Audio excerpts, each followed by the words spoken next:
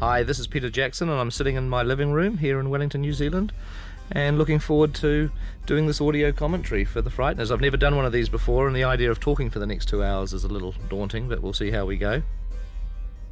I remember that the first shot in this movie was what you call a problematical shot. It looks a little bit like a miniature, this shot here with the buildings, but it's actually not. It's full size. There's the big old hospital in the background there, and this house that we're tilting down to now was a big full-size thing that we built on the field in front of the hospital, and we had these enormous rain towers. It was very wet and windy when we shot it with this giant crane, and we had to do it twice because the first time, for some reason, the camera didn't actually turn on and off. The guys were pressing the buttons, but it wasn't working, and we thought that rain must have gotten into the electronics. The transitions that you're seeing here, the curtain transition and this one here, is all done in the computer. These are computerized floorboards that we've just gone through. They're not real, and so it's like 3 different pieces of film that were joined together with little dissolves and CG transitions. This is the sequence that we call Wallpaper Man sequence, and in our original screenplay, when we first conceived this, it was actually the old lady Bradley, who was being chased around by this apparition, not Patricia. And we devised this idea that it's a game that's being played between the apparition, who we reveal much later in the movie to be Johnny, and Patricia, since they used to be lovers 30 years ago. They're still playing a game which I know confused a lot of people, and people said that this was a bit of a cheat because she looks like she's terrified, but later on we find that this is really her boyfriend. And it obviously is a cheat, and to the extent that it's a red herring. We wanted people to think that she was a victim until we actually reveal later that she's the baddie.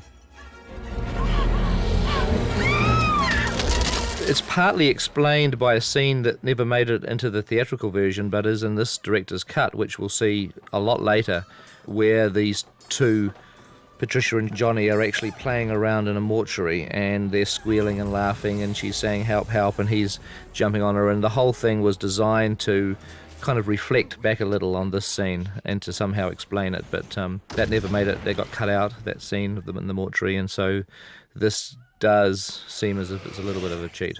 I got to admit that.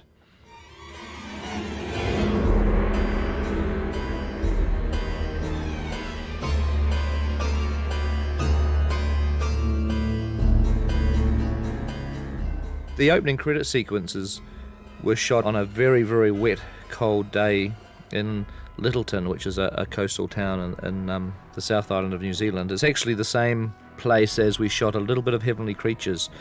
There's a wharf in the docks, and a great big wharf where large boats come and get moored up, and we use one of the boats in Heavenly Creatures for the scene where Pauline and Juliet are being separated at the end of the film, and the boat's leaving, and Pauline's crying, and they're reaching out for each other, and that was actually shot at Lyttelton. So we'd been there a couple of years earlier, and wasn't really thinking of Lyttelton when we wrote the script, but we did want it to be a coastal town, and we did want there to be a cemetery on the hill that was visible from most places in the town. And it just so happened that Lyttelton does have this cemetery. It's a real cemetery. There's very little in this that we actually faked. It's most of the tombstones are real.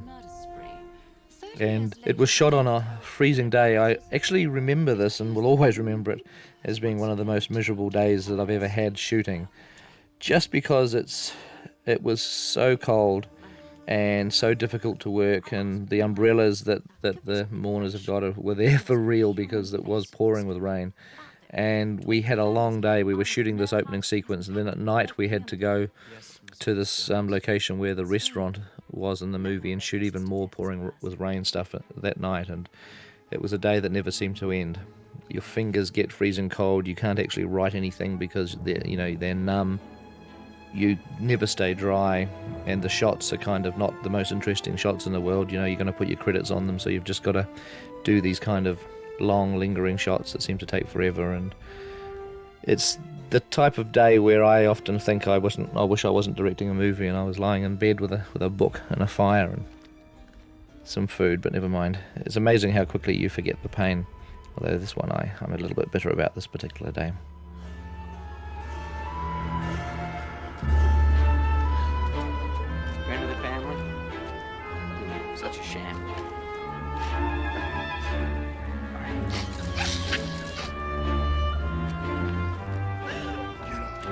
Rain affected us a lot during this location shoot. I remember we were supposed to be in Littleton, this little town, for 3 weeks out of a 6-month shoot. So those 3 weeks were designed to get all of the wide shots of the town and the various scenes that we needed to do there. But rain plagued us so much that we ended up spending 5 weeks there, which was a little bit of a problem because it was right at the beginning of the shoot, so everyone got a little nervous about the fact that we were already behind time. But, you know, rain is one of the things that just seems to plague you on a film set. It's so frustrating. The shot that we're about to cut to now is not Littleton, but actually Wellington, and it's very close to the house where I live and the studio where we worked. And this road here, it's called Awa Road, and I drive on this road every single day to go to and from my office. And I always fantasize about cutting these corners. I've never done it, and I probably never will because I'm too much of a coward, but in the movie I got Charlie Crowell, who was Michael's stunt driver, to do that for me, just so it was recorded on film. It's kind of funny looking at Michael Fox smashing through this fence, because after The Frighteners was made, I was looking at his movie Doc Hollywood on TV, and I saw in that he actually drives through a picket fence in a very similar kind of way, so it was kind of weird. This guy, Peter Dobson, who's playing Ray, is a really funny actor. He was a suggestion of Bob Zemeckis. Peter had done a TV show for Bob called Johnny Bago some years ago, and Bob recommended him for the role, and he is great. He's got such a nice comic timing. That's a good one. How come you didn't see the corner coming? You stupid moron. In a movie called Brain Dead, or Dead Alive it's called in the States, we had some gags with a garden gnome, and I'm kind of quite fond of garden gnomes, these things here, and I think in the States they're called lawn dwarves, and so we put them in here just for no other reason than I kind of think they're quite funny. And so, you know, you'll probably see a few more garden gnomes turning up in films of mine in the future. Trini Alvarado plays Lucy Linsky.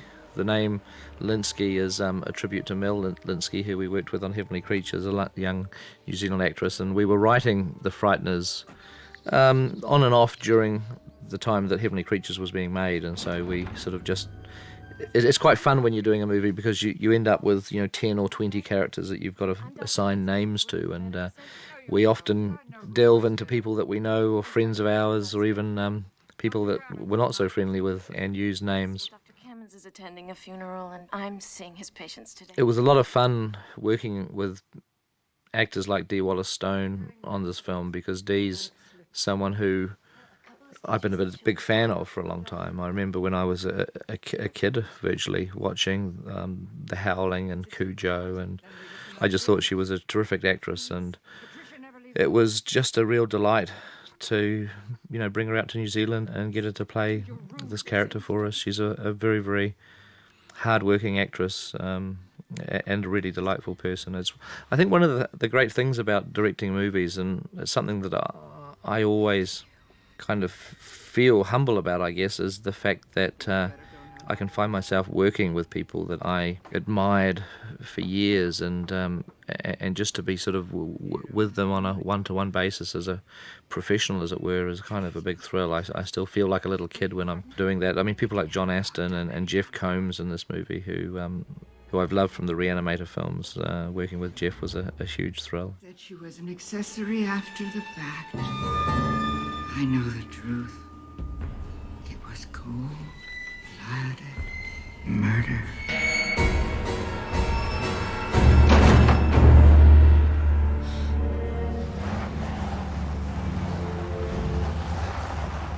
This black and white sequence that we're about to jump into here was one of those fun days of filming where a lot of the extras that you're seeing here are actually members of our film crew, and we cover this a little bit more in the documentary in the bloopers section.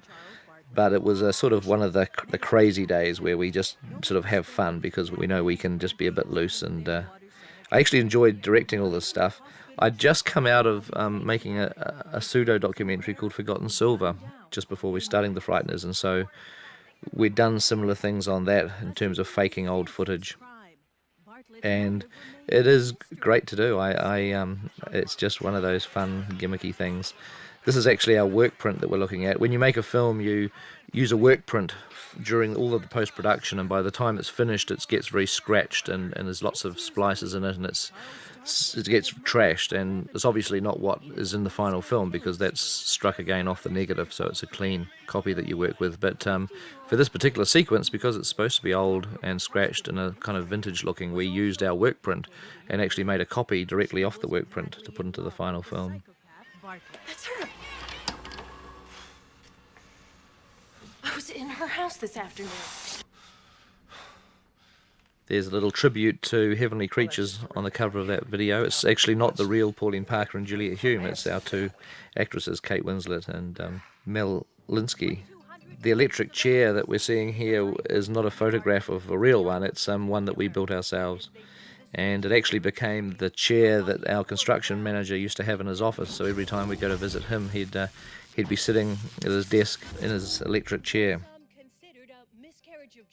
This lady here, Genevieve Westcott, is a New Zealand current affairs journalist. She does current affairs news type programs like the equivalent of 60 Minutes.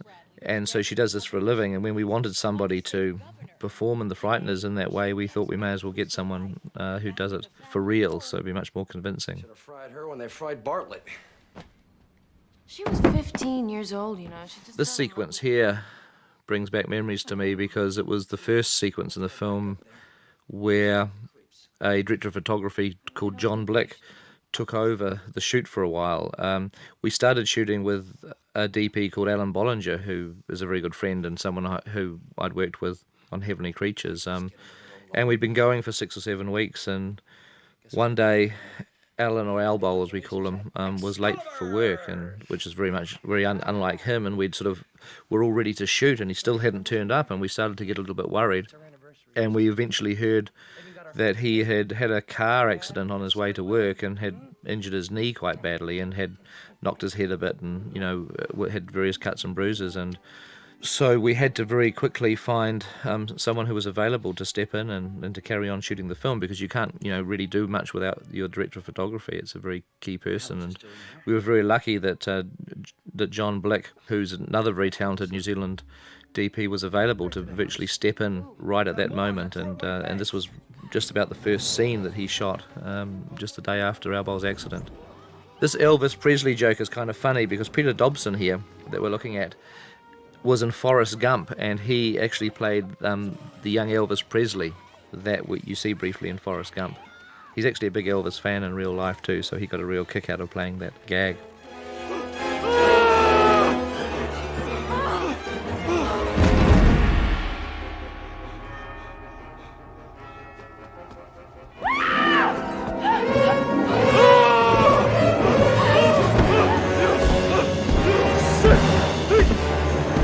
Coming up to the very first piece of extra footage that is in this special edition, which is this gag. It's a real chicken, it's not a rubber one, it's just one that we thought out, and we stuck rods up its legs and it gets puppeteered from beneath the floor. These plates and dishes are all computer generated. We just had strings pulling the cupboards open and shut, and everything else that's actually flying is generated in the computer. They're telling me what to do. Ray, we have got a poltergeist! The shot that you're going to see coming up of Michael Fox was the very first shot that we've ever filmed in the movie, this one here. It's shot number 1 on day number 1 of the shoot. Barrister. Every time we make a movie, these shots always stick in my mind. I mean, I'll never forget the first shot.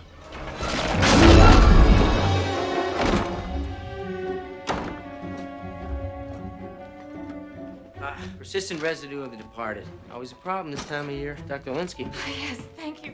This scene sticks in my mind because we ended up shooting it over a couple of days, and it was a set, it was inside a studio, and it could have been shot at any time of the day.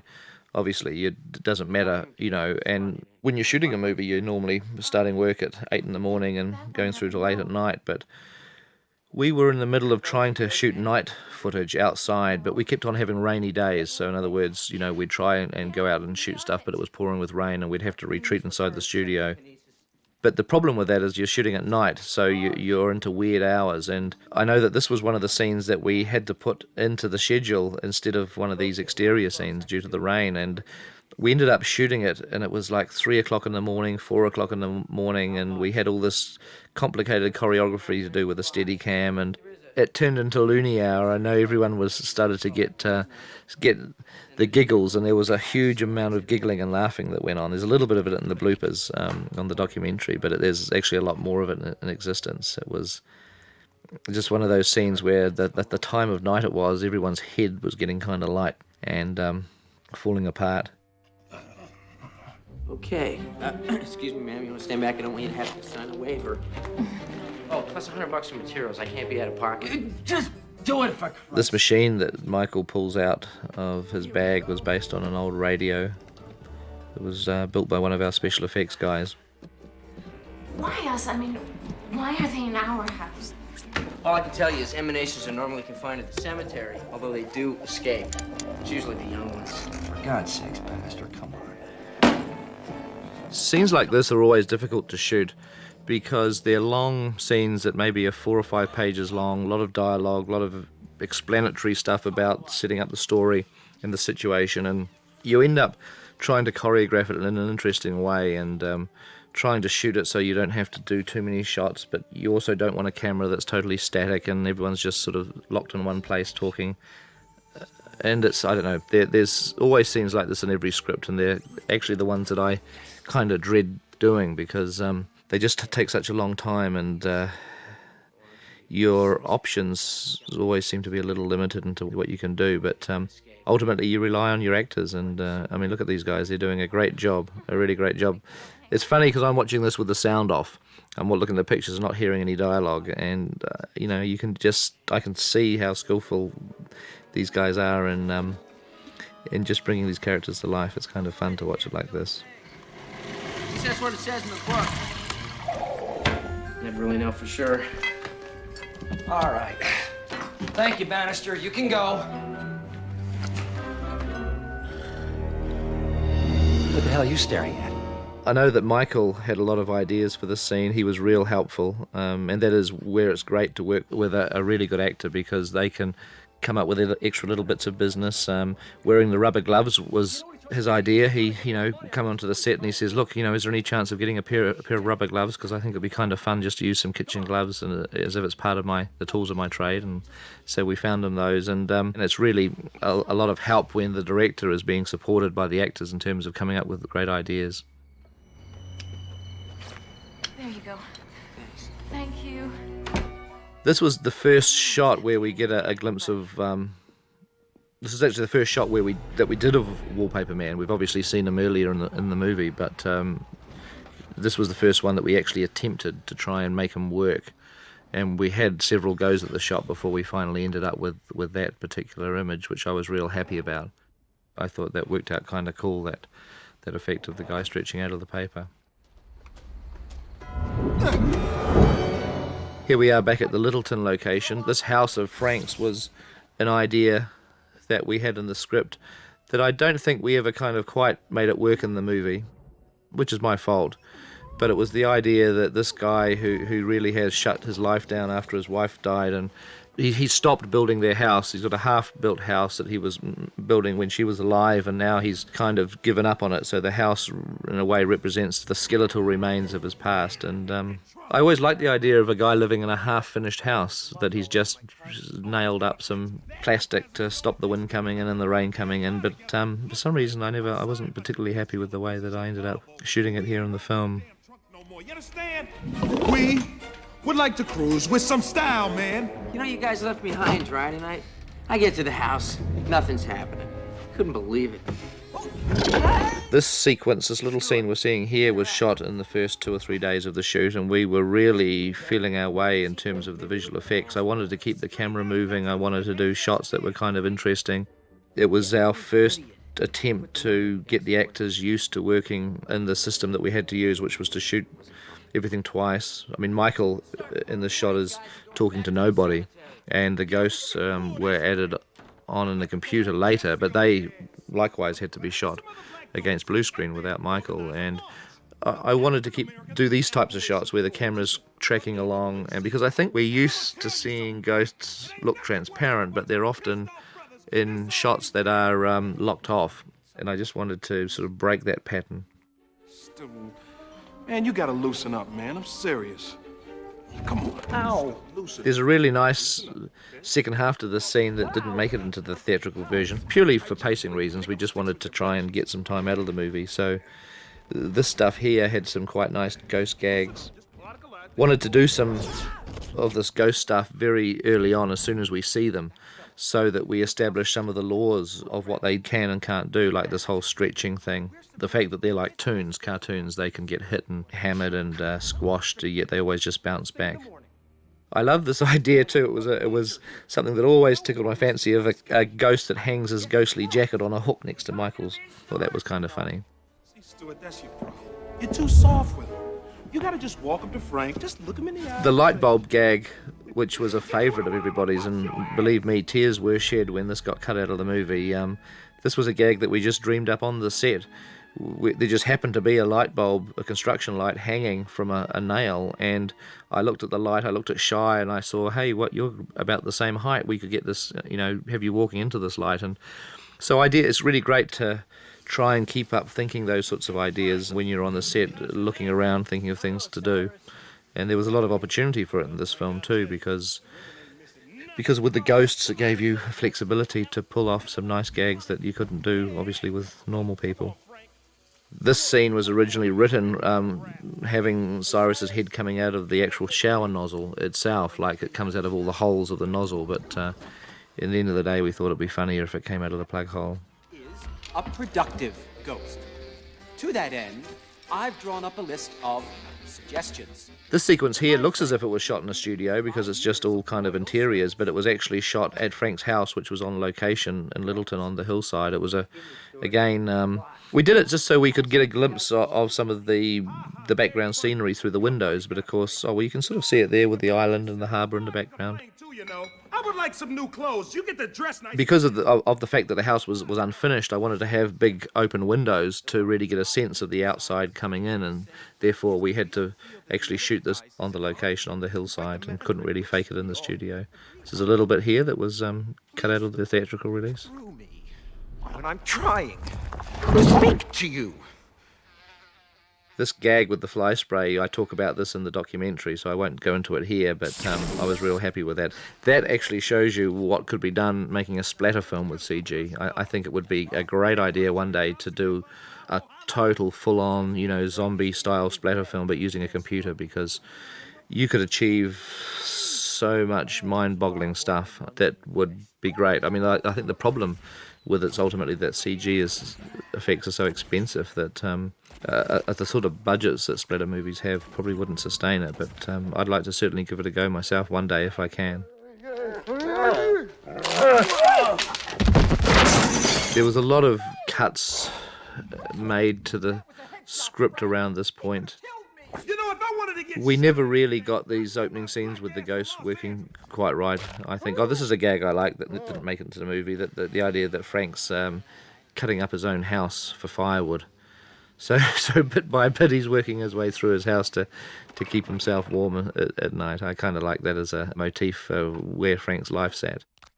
I was saying that the ghost scenes, I don't know, there's a lot of this was written and rewritten as we were about to start shooting and even during the shoot, and it's an exciting way to work, and you're getting a lot of great input from your actors, but it's always structurally a little bit daunting to be pulling it together at the last minute like that. No. You're my go-to guy. Without you, I'm out of business, Judge.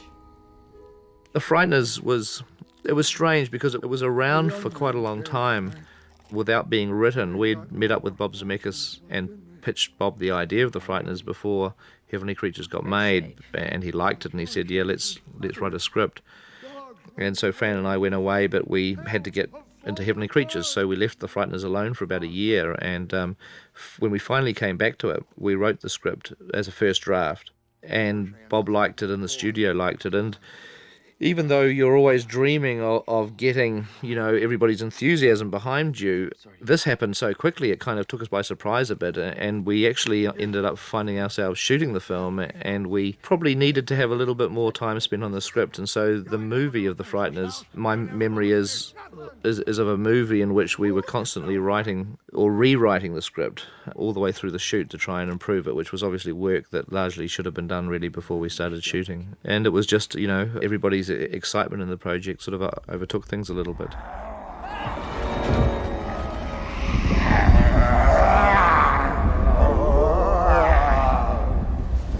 It's us, Frank. Hey, what do you think? Pretty scary, huh? Don't you ever do that again. This scene was one that we cut out of the theatrical version too. It was quite a nice idea of having these guys pretending to be a reaper. The idea was something like that as a plant, the idea of a reaper in people's minds. And so when the real guy turns up, you immediately say, hey, wow, it's the reaper, without having to think too much about it. Frank?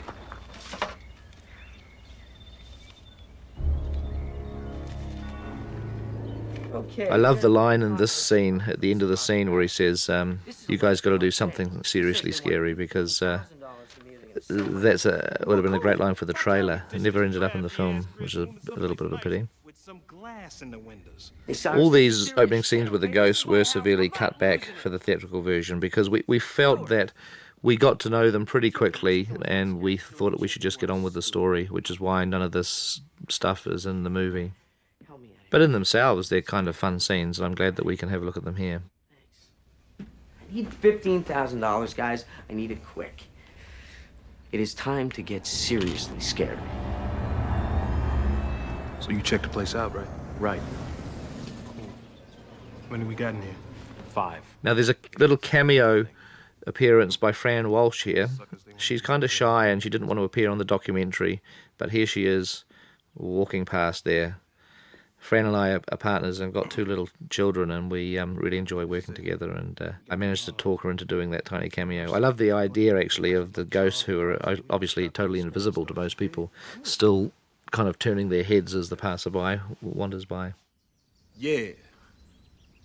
Let's kick some ass. This was actually a sequence that was not in the original script and was added while we were shooting. We were writing this scene, while we were actually shooting the movie, because we felt that we just wanted to have a sequence in which we saw the ghosts doing their work, and one in which, in the plot-wise, things start to go bad for Michael. He's got quite a good scam going with these guys, but we wanted a scene, which we never actually wrote originally, where he's sort of, as it were, he's uncovered to some extent as a fraud, and that, his future looks a little more dodgy. The kids always go.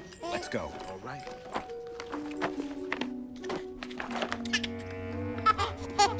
This guy, this little baby, is actually Fran and my son, Billy, in the red trousers and the jumper.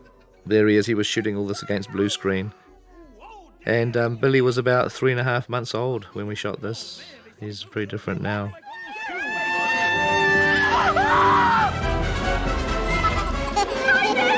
It was difficult to shoot some of these shots because there was a lot of crying, a lot of tears, and I mean, even just shooting that little bit of footage made me want to never make a film with babies. I have huge admiration for filmmakers that make whole movies about little babies and children. It must be so difficult. This is quite a long sequence that never made it into the theatrical version of the film. Again, it was for pacing reasons. We just felt we could take it out and you just wouldn't feel as if there was something missing. The movie came in at just over 2 hours, this particular version, and it was everybody's opinion, including mine, that we really just needed to try and get 10 or 15 minutes out of it, just so that it wasn't quite so long. It didn't seem to sustain at that length. Come on, let's go. Time is money. You haven't heard a goddamn word I said. Really nice performances by these guys, though. John Aston and Michael Fox did this scene really well. Right, Judge. Watch this. This is on a Littleton hillside, shot in that first 5 weeks of the shoot. All of the leaves on the ground were put there by us. We just sprinkled huge bags of autumn leaves around. Get a bit of extra texture. Charlie Crowell, Michael's stunt driver, did a really nice job doing the driving on this scene.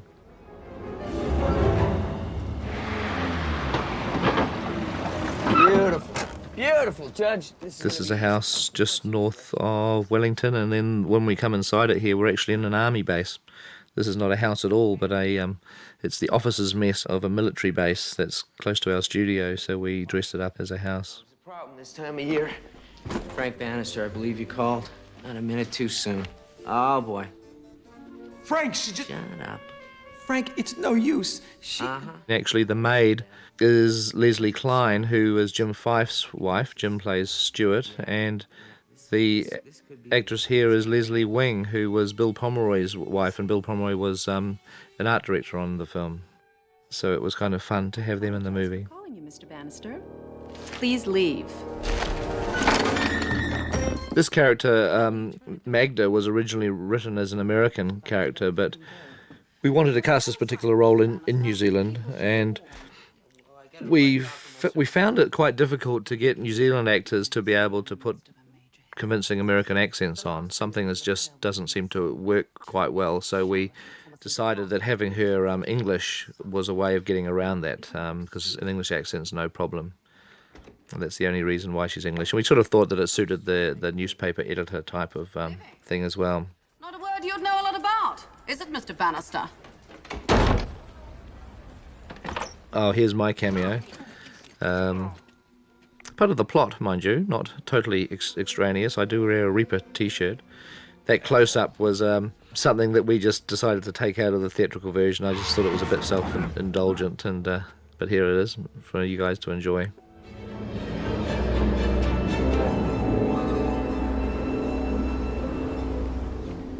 This is Littleton High Street again, and this was on one of the first week or so of the shoot.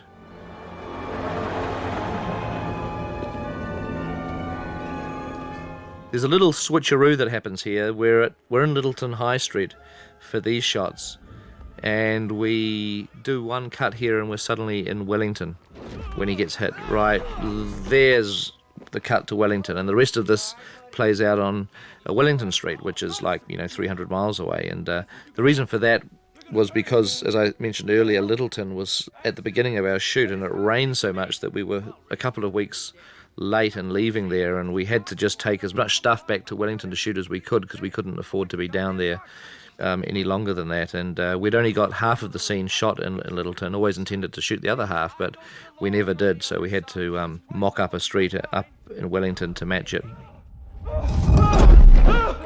Ray, just relax, all right? Want to tell me what happened? I was on the rowing machine, and then suddenly I felt this fight. This is another example of one of those scenes where there's a 2 or 3 pages of expositionary dialogue where the actors are just talking about the plot and it's information that's important, but they're the scenes that are always tough to shoot because I panic about not wanting to make them too boring, and you could always just put the camera there and have the 2 actors talking to each other for 2 minutes, but we tried to choreograph them moving around a little bit and did gag of Ray sliding into the wall, and shot them both with motion control. I mean, Michael and Peter Dobson do a great job of making it seem like they're interacting. I mean, that idea there of Michael reacting to the ghost was entirely Michael's idea. He kept throwing in those sorts of things to really sell those moments. The cemetery that we're about to come to is Littleton Cemetery. It was one of the very few fine days that we had down there. There it is. And there's a little bit of stuff at the beginning here that got cut out of the theatrical version of the film. I want to hear what they're saying. I like the idea of setting up a ghost rule in which when you're a new ghost, you can't actually grab things or touch things. That's why that door handle gag was there, because it takes you a little bit of time just to learn what the rules are and to get used to being a ghost, which is why when Ray can actually move the wine glass later, it's something of a triumph. What's going on out here? Now, this character, Hiles, the drill sergeant, played by Lee Ermey, is good to talk about for a moment.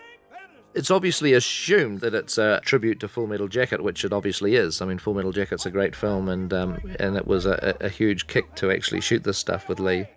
But it never started out that way. When we were originally writing the screenplay, we had the idea of the drill sergeant in the cemetery. We had our ghosts, who were in the cemetery, and I thought, well, it would be kind of fun if they were all kept in line by a drill sergeant. And so we started to write the scene. And in writing the dialogue of the drill sergeant, Fran and I had obviously seen Full Metal Jacket a couple of times, and so we were just writing it in the rhythms of the character from Full Metal Jacket, and the same, because he's obviously the greatest example of a drill sergeant ever put on film. And when we came to audition actors, we actually thought that this was a role that we would cast in New Zealand, because we couldn't afford to bring out, American actors to New Zealand for every single character in the film, and so we auditioned several New Zealand actors and we didn't really work. We just didn't feel that they were as good. And the idea came very late to actually approach Ali Ermey, who did Full Metal Jacket. And I just guess I assumed that he'd never want to do it or he'd be unavailable.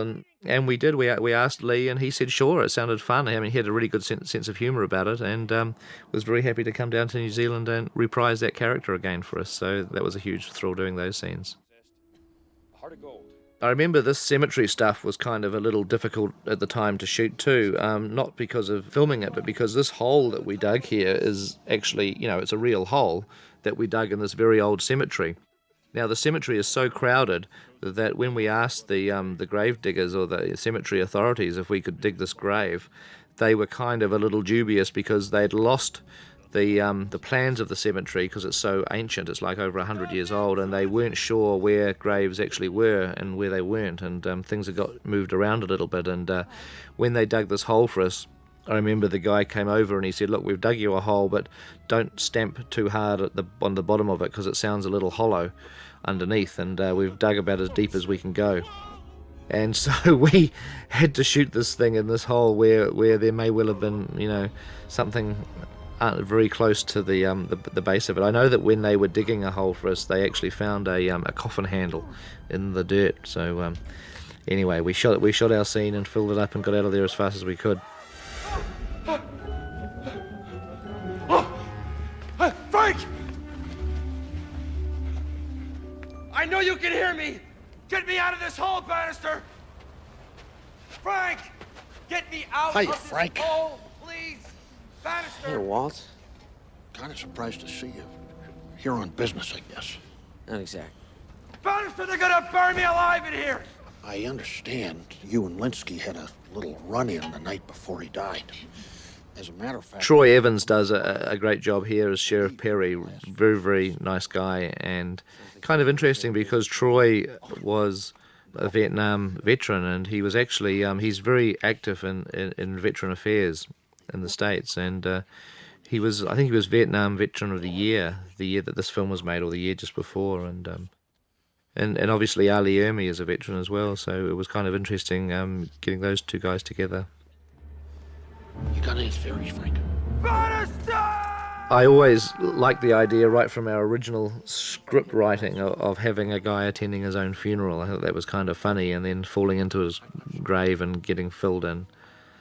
And it gave us a little bit of chance to develop some of the rules of the ghost. I mean, the good thing about this character, Ray, the Peter Dobson character, even though he doesn't have a role to play later in the movie, he kind of drops out of the story, which is in a way a little clumsy in terms of, and it would have been nicer if he hadn't dropped out, but he gives us a good opportunity to establish some of these rules about who can see ghosts and who can't, and what it's like to be a ghost.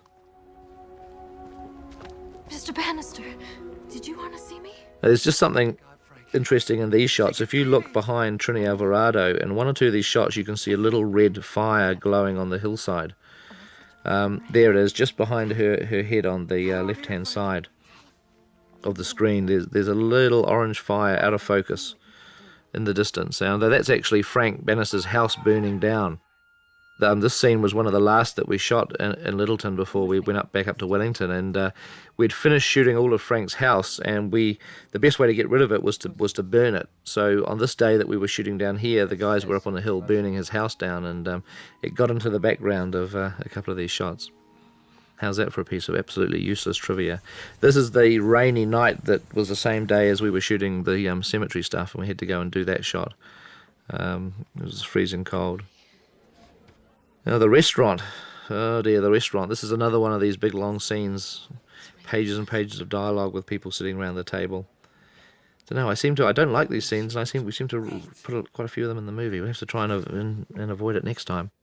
This one was made actually a lot more fun to shoot because of the fact that we had one of our characters as a ghost. Tell her they're from me. It was a sequence that we shot a little earlier than we planned to. It's our anniversary. The reason being that Michael Fox had hurt his foot, sprained his ankle, and we actually found out later that he'd broken a couple of bones, or he'd fractured a couple of bones in his foot.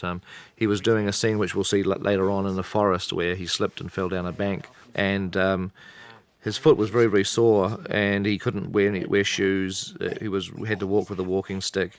And we were intending to shoot quite a bit of action, and we had to look at what else we could film instead. And this scene was planned for later, but we had to build the set very quickly. They hadn't even finished the set, so like people were working 24 hours a day to finish building the set, so we could at least shoot this scene and hope that Michael's foot would heal. So he was in a lot of pain when we were shooting this stuff. It was actually quite a difficult effort for him to get up and down in his chair and just to walk onto the set. Obviously you can't tell when you're looking at the scene, but he was a real trooper about that. I really like Michael's performance in this stuff. I think it's really good. I don't know, they say that sometimes when you have a traumatic experience that it can alter your perception. Really? So after that, you could just see spirits? I mean, what happened? The restaurant scene had a little bit of extra stuff at the end of it that we shot, but we never put into the movie. And I haven't put it into this version either because it featured the Reaper, and since we never did the Reaper stuff for the shots, it's pointless putting in here. But the idea was that after Frank has gone into the bathroom and had the experience of seeing the guy dying in the bathroom, he comes back into the restaurant again. At the moment, we cut out of the bathroom and just go to something else, but we shot this scene where he comes back in and he says to Lucy that something's wrong, and she says, what? And then at that moment, the Reaper actually oozes out of the wall behind Lucy, and it looks like Lucy's going to be the next victim, and he doesn't know what to do. And then suddenly the Reaper sweeps away and goes out the window and leaves, and Frank rushes out. But we didn't feel we really needed the scene, that it felt like this whole sequence ended fine, just getting out of it in the bathroom. Ray left. He said he was sorry, but he wanted to leave you alone, let you get on with your life. I swear to God, Bannister. This was a real tough scene for the actors to do because obviously there's some quite tight timing between all the bits of dialogue, and the way that we shot this is we had Trini Alvarado and Michael on the set, and Peter Dobson, playing Ray, was off to the side, and so as they were talking he could still throw his dialogue into the mix and everyone could still time off of each other, and we were just hearing his voice and shooting an empty space between the seats between the other two characters, and then we would shoot Peter's stuff later against blue screen, and then he would have to act to a playback of Michael and Trini's voices from the original shoot. I can move, Sid Bannister. Man, you better watch your back. I better clean this up. The restaurant set here was a Wellington set, but this bathroom is actually back down in our old friend Littleton. Again, in Littleton we had so much rain that we decided that since we were spending so much time running indoors from the rain, that we should build a set to shoot while it was raining, and this bathroom seemed like the ideal set to build since it was not too big and we could just rent a warehouse or something near our location. And so we ended up renting a fish factory in Littleton, which is this coastal fishing port, and the factory stunk of fish. It was like absolutely reeking of fish, and I don't like fish, but and it was real tough to work in it. And so if you can just imagine when you're watching all this stuff, this incredibly strong smell of old rotting fish that was filling this place up, it was kind of difficult.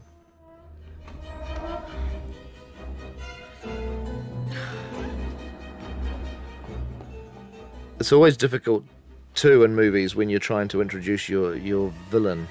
I agonized about the best way to bring the Reaper, and at one stage I thought the Reaper should be perched on top of the stalls, kind of like peering down at them. But then we got the idea of this mirror gag, and this was really pulled off incredibly well by Gray Horsfield, one of our CG supervisors, who came up with the idea of the rippling mirror and doing all that computer stuff. So I thought that was kind of quite creepy in the end, and I thought it worked out really well.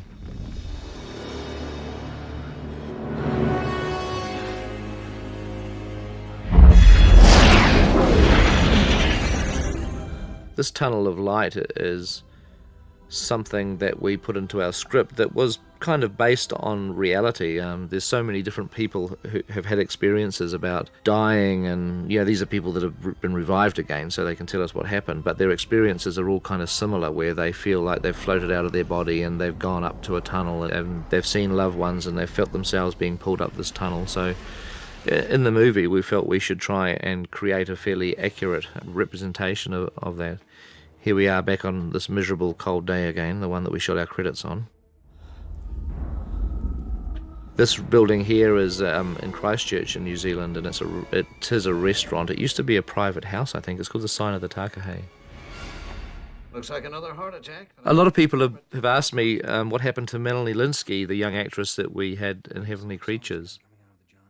People are interested in whether she's been in any more films or if she intends to continue acting, and she certainly does. She did a little cameo for us, or a walk-on part really, in The Frighteners. Here she is right here, escorting Trini past the camera. When Heavenly Creatures finished, Mel had to finish her schooling because we'd basically plucked her out of school to do the movie, and she had studies to finish, and she spent 2 or 3 years finishing up that, doing university, and she was actually at the university in Wellington at the time that we shot The Frighteners, and so we've stayed in touch with her, and we said, no, why don't you come down and do a little cameo in the film for us, just for fun, and she did. She was very happy to do that, and so she's in this scene, and she's in a scene that's coming up a little bit later on, just in the background.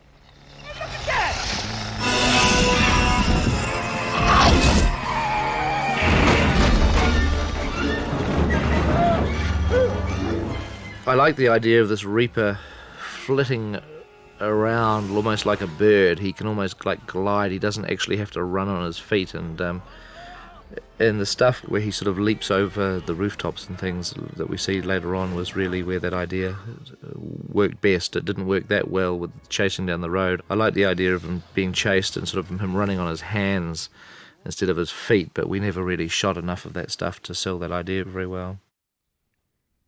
So the Agent Dammers scene coming up with the great Jeff Combs. There he is. What a great guy. This is it makes me laugh whenever I see him doing this stuff. I think he did it so brilliantly well, these shots. Dammers was a character that Fran and I wrote without imagining an actor in mind, but we knew it had to be someone really good, who could just sell the... This stuff's great too. This stuff's great. It was Jeff's idea to have these ear extension things that were behind his ears that stuck his ears out like that, which I just find really funny when I see it. I was going to take the flight, but I didn't feel good about the plane. At what time?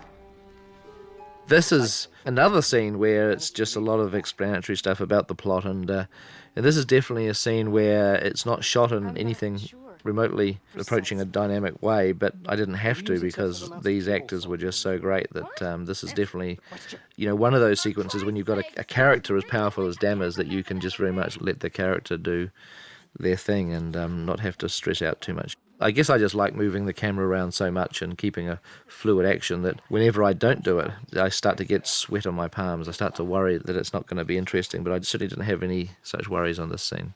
Milton. This moment's great too. Sorry, Sheriff. I have a problem with women yelling. Milton, can I get you anything?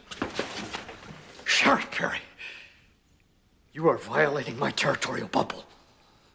Now, Troy Evans there, who plays the sheriff, and Jeff used to do theatre together a long time ago. I don't know the exact story, but they're basically old friends who've known each other for 15 or 20 years, and so they were really thrilled to be actually working together. I don't think that they've ever been in a movie together, and so the stuff between the sheriff and Dammers worked really well because they were old buddies.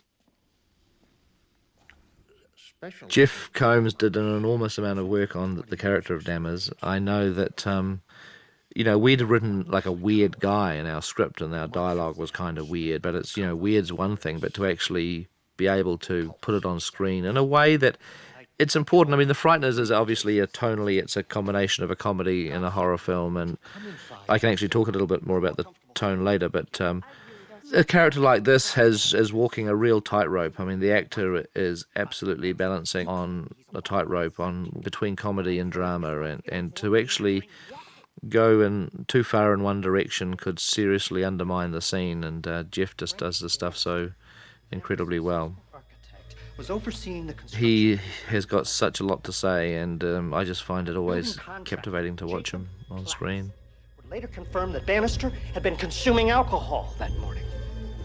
12:23 p.m. Platts sees Bannister in a heated argument with his wife, Deborah. It appears that Bannister had promised Deborah a garden in the new home. These flashbacks were kind of fun to shoot. The stuff with Michael, he's wearing a wig. I think it's quite an effective wig. I think he quite enjoyed wearing it to make it look like it's back in the early 80s or wherever it's supposed to be. Platts watches the couple drive away. The actress who's playing Frank's wife there is a New Zealand actor called Angela Bloomfield, who has a leading role in one of, in New Zealand's only soap opera, really, Shortland Street. She's very popular. She's been in Shortland Street, I guess, for several years, 5 or 6 years since the series started, and it was fun to work with her. And even though she didn't really get to say any dialogue, she still creates a very memorable presence as Frank's wife. 3. Milton, you're mumbling. We can't understand a word you're saying. 12:33 p.m. And their 84 Volvo heads into the hills. It is the last time anyone will see the couple together. Now, by Bannister's own admission, the argument continues to rage, reaching a climactic point when Deborah demands that Bannister stop. The sequence which covers the death of Frank's wife was something that, again, we kept working on it on and off on the script, and at one point I know that she was going to die of gunshot wounds, and when Lucy finds the murder weapon in the closet at the house later on, it was going to be a shotgun or a gun with Frank's name engraved on it rather than his construction knife, which is what we ended up using. No recollection of the event. This is, again, another piece of story that doesn't kind of hang together, and so since it doesn't hang together that well, at least I get an opportunity to kind of explain it to everybody here, which is kind of unique. I mean, the concept was that Frank and his wife were driving up this forest road, which was supposed to be kind of close to the Bradley house where Patricia and her mother lived. Patricia, who was psychotic and not kept under control by her mother that well, had deliberately put some sort of a log or a tree across the road to cause Frank to drive off the road, and then had proceeded, with Johnny's help, to kill Frank's wife. And this is all stuff that Frank has kind of blocked out of his mind, although as the story unfolds later, he remembers more of this and he pieces it together, and he realizes that Patricia was directly responsible for his wife dying. And that sort of fundamental thing we never really got across. I can't actually remember why, but we didn't put the shot in the movie where he sees the log across the road and has to swerve, and we didn't really sell the idea that clearly, I don't think, that Patricia had engineered the car crash, which was a fairly important thing to sell, and probably has confused a lot of people because it's not there. That shot we've just seen of the museum was actually a little miniature museum that Richard Taylor made, and the museum that Michael's about to drive up to here is the Wellington Museum, which is subsequently closed. There's a big modern museum that's been built on the harbour, and which is opening next year. And this is an old museum that I used to go to when I was a kid, although now we're into a studio set. This is not the real museum.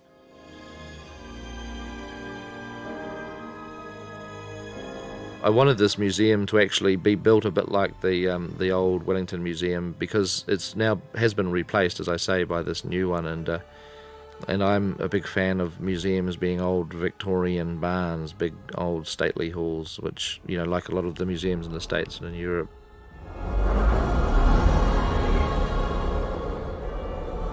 I don't like modern museums. They have a whole different approach to what a museum's all about, and I just love these big old echoey chambers, and so this is the one that we created for the film. It's sort of a tribute to the Wellington Museum that's no longer there. Are you threatening me?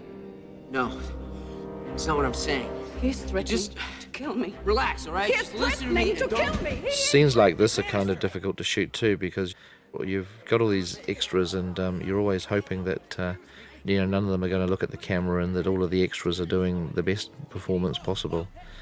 And you tend not to concentrate on what the extras are doing when you're shooting the film. You're always looking at the principal actors, and sometimes when we look at the rushes, you see an extra in the background who's doing something silly, or they're not performing that well, and as soon as I see that, they're the people that my eye goes to every time I see the movie. I look at for these extras that are not doing the thing as well as they should do. But this crowd wasn't too bad, and I think we got most of it. Most of this stuff works fine. Great. I did it! John Aston does a great job as the judge. Rick Baker designed his makeup, and Rick's someone who I've known for a few years. He and his wife are friends of Fran and I, and we'd never worked together before, but he was very happy to help us on The Frighteners, and just had John Aston come into his workshop in Los Angeles for a few visits, and created this look for the judge for us. And then Brian Pennicus, who's a makeup guy that occasionally works with Rick, Brian came out to New Zealand to apply it on Rick's behalf. Good catch.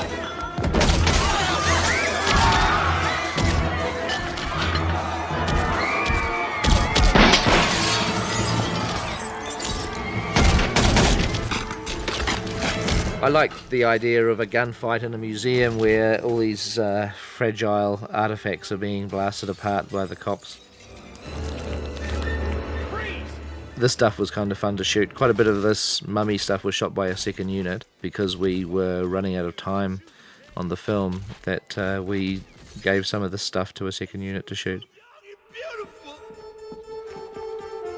The Frighteners was shot in New Zealand for about 6 months, which is a very long shoot. I mean, often a movie takes 3 or 4 months to shoot. Oh, this gag is funny. It just does make me laugh. I like it when they lie still like that. I think it offended quite a few people. I don't know why. I don't know why.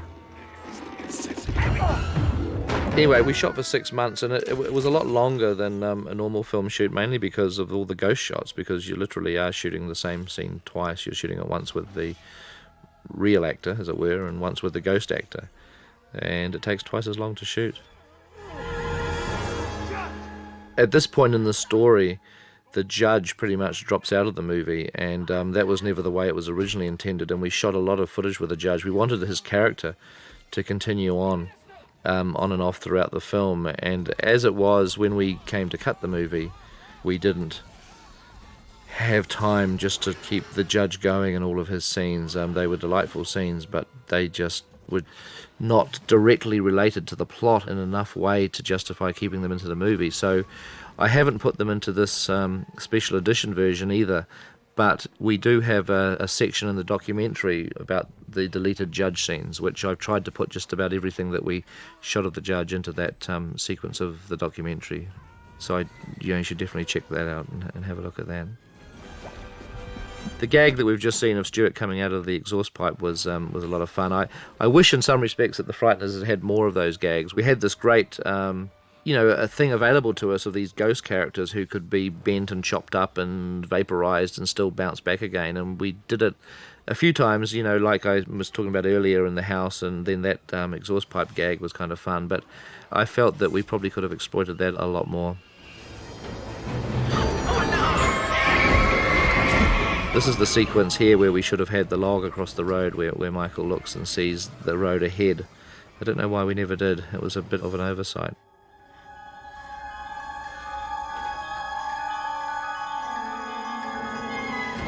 That car crash, there was a guy actually driving the car. Most people would probably think that we just somehow tipped the car over by itself, but that was Charlie Crow, Michael's stunt guy, who was actually behind the wheel doing that.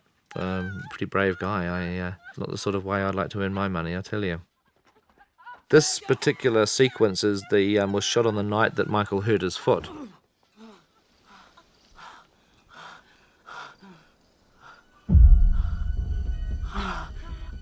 We were shooting this very late one night. It was, one of those situations where you're shooting at 3 or 4 in the morning, and on the shot that's coming up now, Michael had to run and leap off a bank, this shot here, and he leapt and landed very awkwardly. There's the leap, and he just landed very awkwardly. It was like landing with his foot on a at the root of a tree or something, and he twisted his ankle quite badly.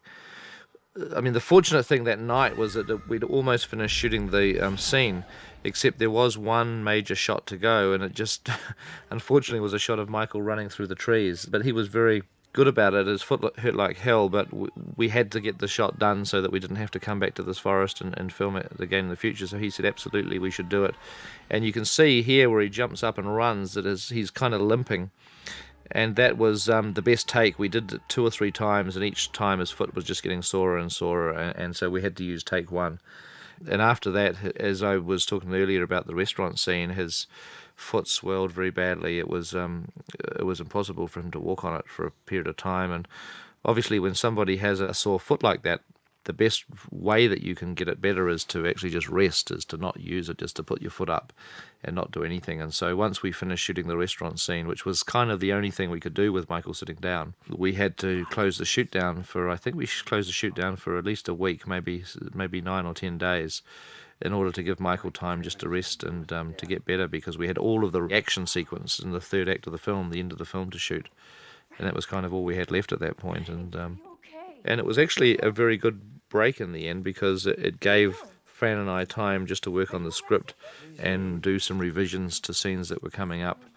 And it gave us all time to have a break, because 6 months is a very long shoot, and it was a great time for the crew to recharge their batteries. And so in hindsight, it was not a bad thing to have happened. Not good for Michael necessarily, but it worked out good for the movie as a whole. I was doing my job. I don't give a damn about you. I don't give a damn about anybody. What the hell are you saying? Go home. Okay. I thought this scene worked really nice with Michael and Trini, really nice performances. The sequence coming up here with Trini getting into a car is another little extra piece that we put onto the special edition of this film. Got a kiss for Honey Bunny? We wanted to get a sense that her dead husband, Ray, is still hanging around. I mean, I kind of like the idea that of someone who's getting stalked by her husband without knowing it. And he's just, he sort of somehow thinks that he still has ownership over his wife, even though he's dead. It was an idea that was kind of funny, and we played around with it a bit here. I feel that you've been giving it 100%. There has been a destructive force unleashed. This was a fun scene to shoot. This was a scene that we shot relatively quickly. It only took us about half a day to shoot the whole of this scene, and again it was just totally swung off the performances of Michael and Jeff. I did a lot of shooting with this scene with a handheld camera, just to try and give it a slightly loose kind of documentary style. Handheld is really a fun way to go sometimes, although it's good to pick and choose the moments in the film when you use it, because it does have a slightly different feel to, normal dolly or crane shooting. The hell out of this room.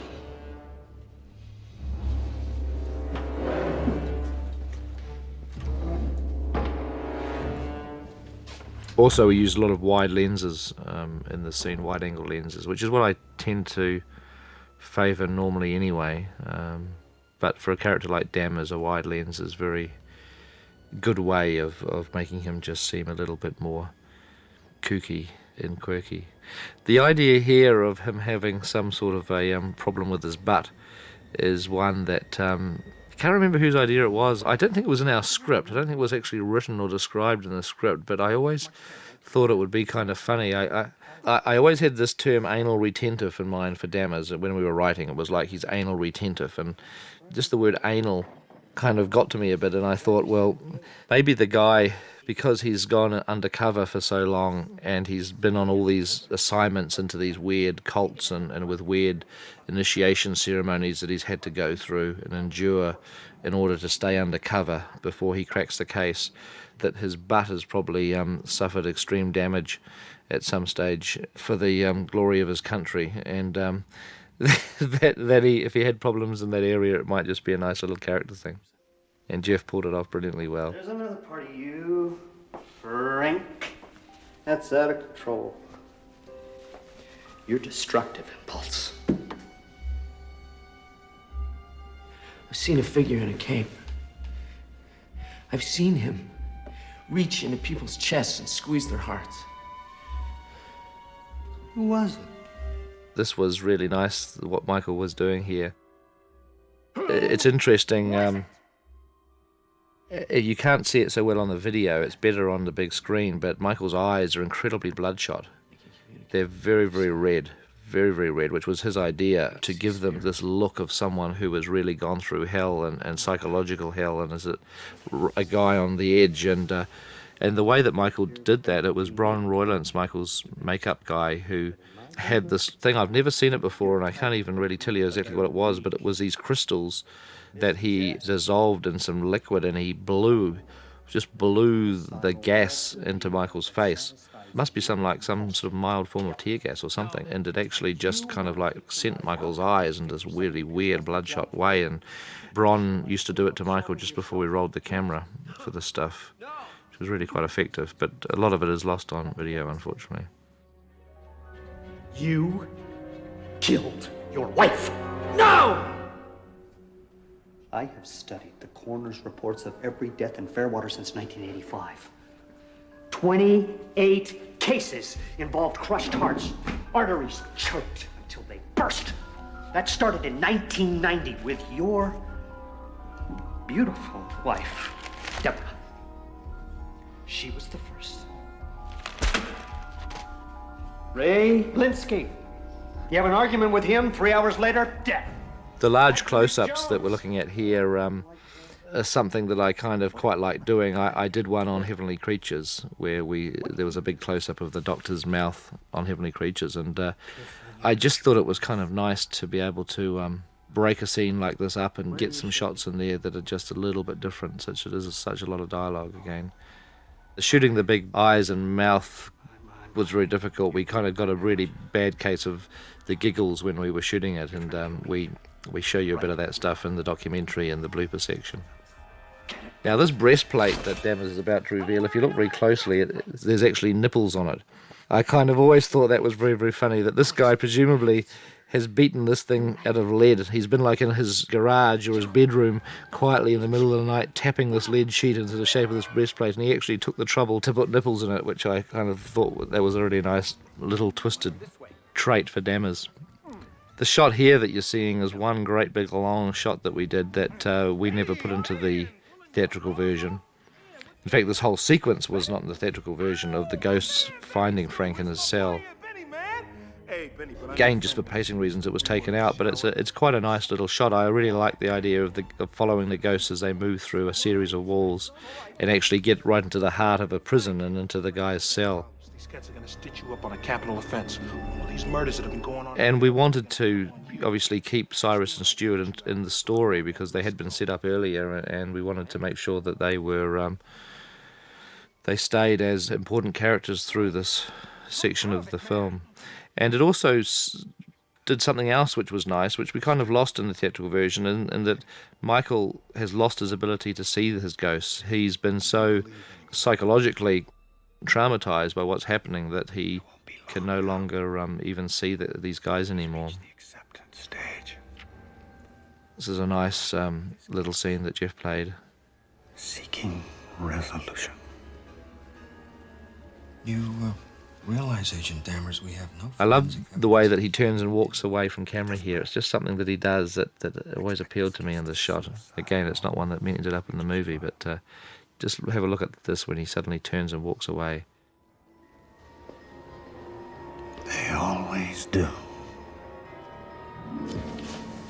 I don't know, just something about the walk. I mean, that's a sign of a great actor, in my opinion, is someone who can turn and walk out of a room and absolutely sell a character like that is something that I really admire a lot. The sequence here was filmed back in Littleton again.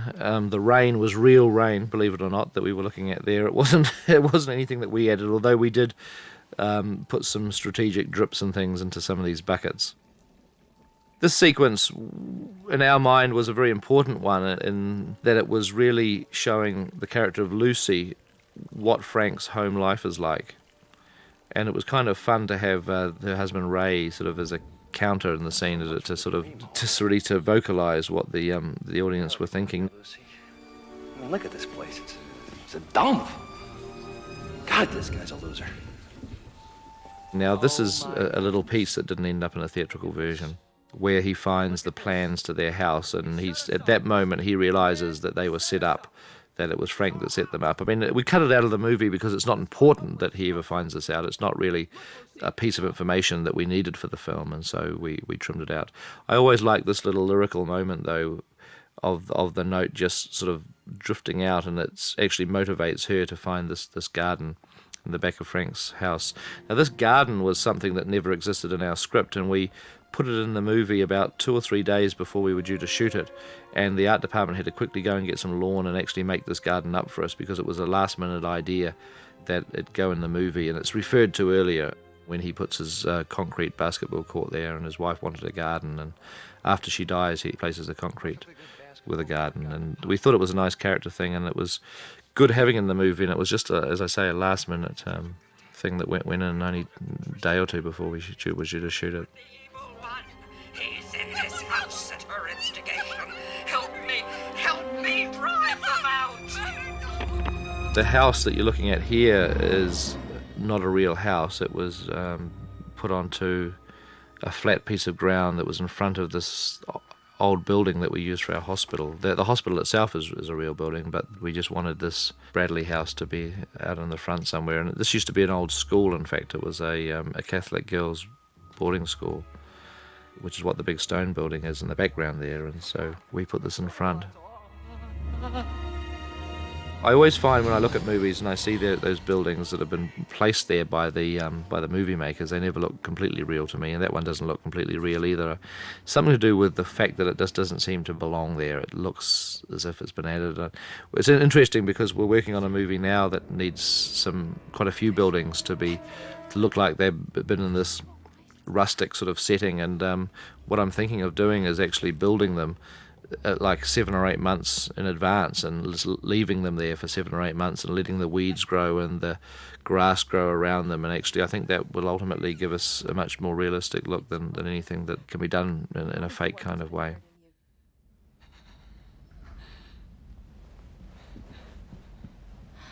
She needs help. She's delusional, Patricia. You can't go on like this. Dee Wallace-Stone really plays this character well, in the sense that she is the red herring role, the character who we really wanted an audience to sympathise with, and then suddenly reveal that she's the villain. I think she does that really well. She does it in such a way that when you see the movie a second time, I think you can sort of get a sense of who she really is, and yet she's putting on this front that you bought into the first time round. I think that works really well. Oh my God. The urn that we're seeing, the urn with the ashes in, was another script idea that was put into the movie at the last minute. That was never in our original script, and we felt, as we were shooting the movie, that we needed some sort of a device, a MacGuffin they call it in script writing terms, which is a Hitchcock term. It's basically something that all the characters are focusing on. We needed a MacGuffin for our third act when Michael and Trini run into the hospital, and we thought that having Johnny's ashes and carrying them to a chapel in the hospital would be a really good thing to concentrate on. In the original script, all that was happening is they were being chased into the hospital, which didn't seem to work that well. This isn't you. This isn't who you are now. In one of our earlier drafts of the script, when they opened the suitcase, there was actually a lot of pills in the suitcase, and Patricia was saying to Lucy that her mother keeps her drugged, which obviously makes the mother look really bad, and they're drugs from the old hospital, and that isn't this terrible. But what we were hoping would happen is that an audience would realise that they were drugs that were necessary, because Patricia was so psychotic that her mother was actually doing the right thing for humanity by keeping her sedated. But in the end, we decided to get rid of the whole idea of the drugs and just have some old newspapers in the cupboard.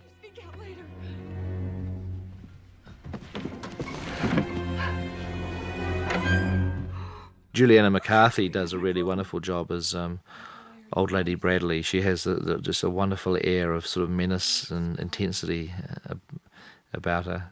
I think she used to be in The Young and the Restless several years ago, though I can't say I overwatched it.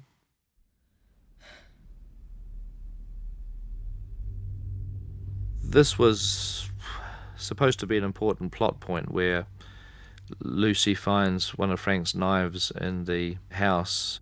The logic behind it got a bit jumbled because the idea was supposed to be that it's supposed to clarify that Frank's wife was actually killed by old lady Bradley, but I don't think that ever really came across that clearly.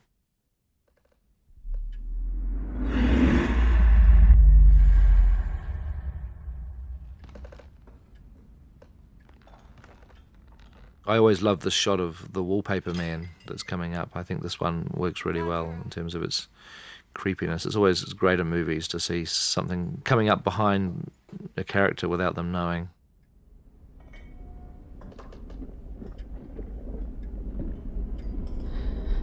I always wanted to try and get a feeling of the wallpaper man being like a spider, being like a crawling spider, and I guess that shot probably is one of the most successful ones at doing that.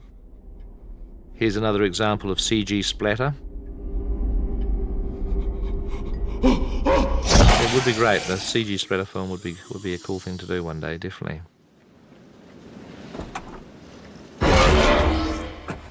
This location is in Littleton High Street, and it's actually the town's public library, dressed up as a sheriff's office. And when she runs inside, it's obviously back to a Wellington studio again.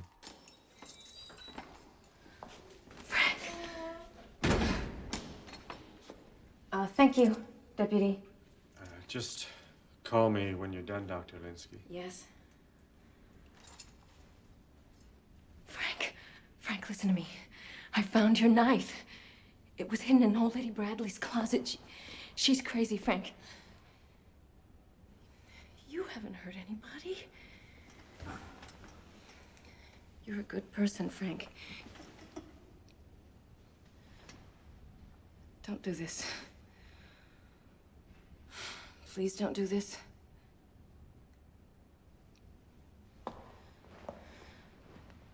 Jesus, do you think that you're the only person who's ever lost somebody?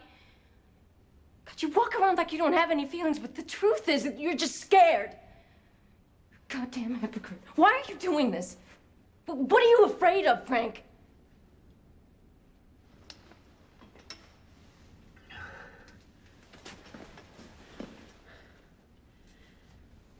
I don't want to. The sequence in the cell is a scene that was nightmarish to shoot, and it shouldn't really have been quite that way. I was hoping to do a really effective action scene here, which I don't think really came off anywhere like I hoped it would, and not because of any reason other than I think it was an idea that conceptually, it's one of those ideas that when you think about it, it's better than what it actually turns out to be. And the idea that I had was, we have this character, the Reaper, which is able to move through walls. It's a frightening spectre that is unstoppable in the sense that you cannot barricade against it. It can just walk through anything. And on the other hand, you have these guys in a jail, so there's no better way of keeping two people contained than a 6x8 foot jail cell with a locked door. And I really like the idea of two people fighting for their lives against the Reaper, where they are confined in this little box and the Reaper's able to come and go in and out. And also adding to that mix the fact that there's these two ghosts that turn up, Cyrus and Stuart turn up to help them. And I thought the combination of having Michael and Trini stuck in the cell with Cyrus and Stuart able to come and go, fighting or trying to keep the Reaper away, and the Reaper is trying to squeeze Lucy's heart to kill her. I thought all that made up, for the ingredients of a really exciting scene. And so we shot a lot of a big fight scene here where Michael and Trini were fighting for their lives against this creature. And what you're going to see coming up here is a very much a shortened version of what was originally intended. We shot in the cell for days and days and days, which is a fairly soul-destroying exercise, just filming in such a confined little space. And I don't know, as I said earlier, it was just a scene that I felt in my head would work a lot better, and when I saw it cut together and the way that we choreographed it and the way that it played and everything just seemed to not work as well. So we basically have a very short version of it here. This kind of is what I was thinking of, something like this, but much more exciting. It never really worked out quite that well. This is a sequence where we had intended to use a guy in a costume to play the Reaper.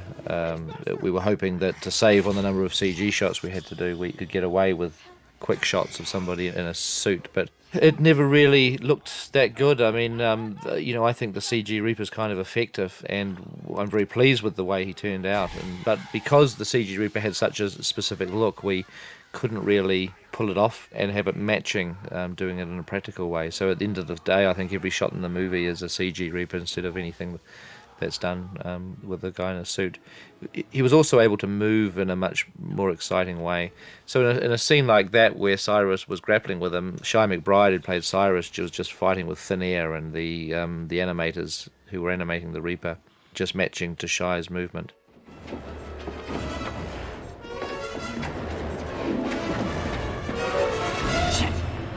What was that in that cell, Frank? I felt something crushing my heart. Now, when I first met Fran Walsh, and Fran and I have known each other for 10 years, she used to live in this incredibly dingy Wellington apartment in this little back alleyway, which has since been demolished, but it was not quite demolished when we were shooting The Frighteners, and we wanted a dingy alleyway, so I said, well, why don't we just use that place where Fran used to live? And so here it is here. When we used to write The Feebles and Braindead together, I used to walk up this alleyway to go to her front door, which was like at the back of an old Chinese restaurant and stuff. So as a sort of homage to the old days where I spent so much of my time, we shot this sequence in this alleyway right here, and as I say, it's since the whole block has been demolished about 6 months ago, so it's gone now. So for the rest of my life, when I watch The Frighteners, I'm always going to remember. This is always going to be a very special place to me, because it's where we used to work there for years and years and years.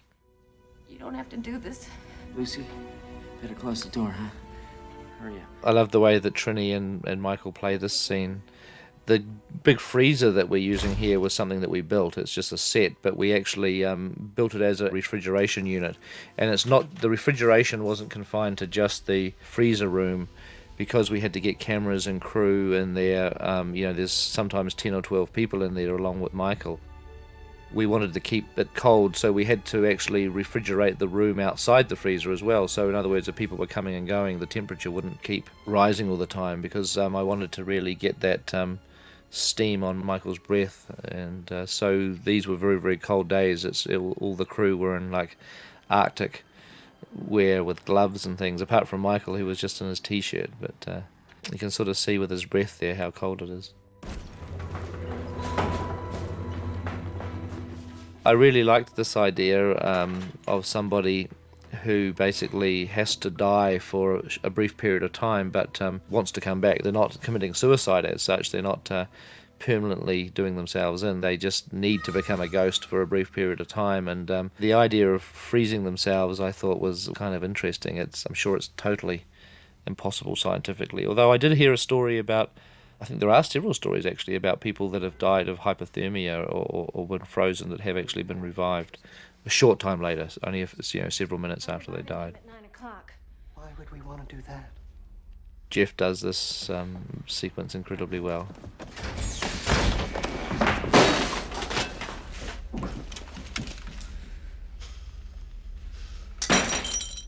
This was a set that was made, and it was full of disgusting sort of medical specimens. You don't really get to see any of it in the movie, but we had, as props, we had lots of shelves of jars with sort of dissected human lungs and various horrible bits and pieces in them that was all part of the dressing. I like this shot. It was it was a moment that I thought would be quite powerful, and I think it works pretty well, where a ghost frees itself from the body. The idea in our ghost lore, because there hasn't been that many ghost movies, not comparatively, it's quite good because you have a lot of freedom and flexibility to make up your own rules. It's not like a vampire film with all the garlic and the stakes in the heart, and a werewolf film with silver bullets and things. Ghost films, a lot of ghost films treat ghosts in different ways, and so there are no real rules. And so I like the idea that, this tunnel of light opens up and you get an opportunity to go up it, but if for whatever reason you turn and go in the other direction, then the tunnel of light clicks off and you're stuck on Earth as a spirit, as a ghost. And that's obviously what Michael's done. The Carpenters tribute song here that's played by Sonic Youth is a piece of music that Fran found.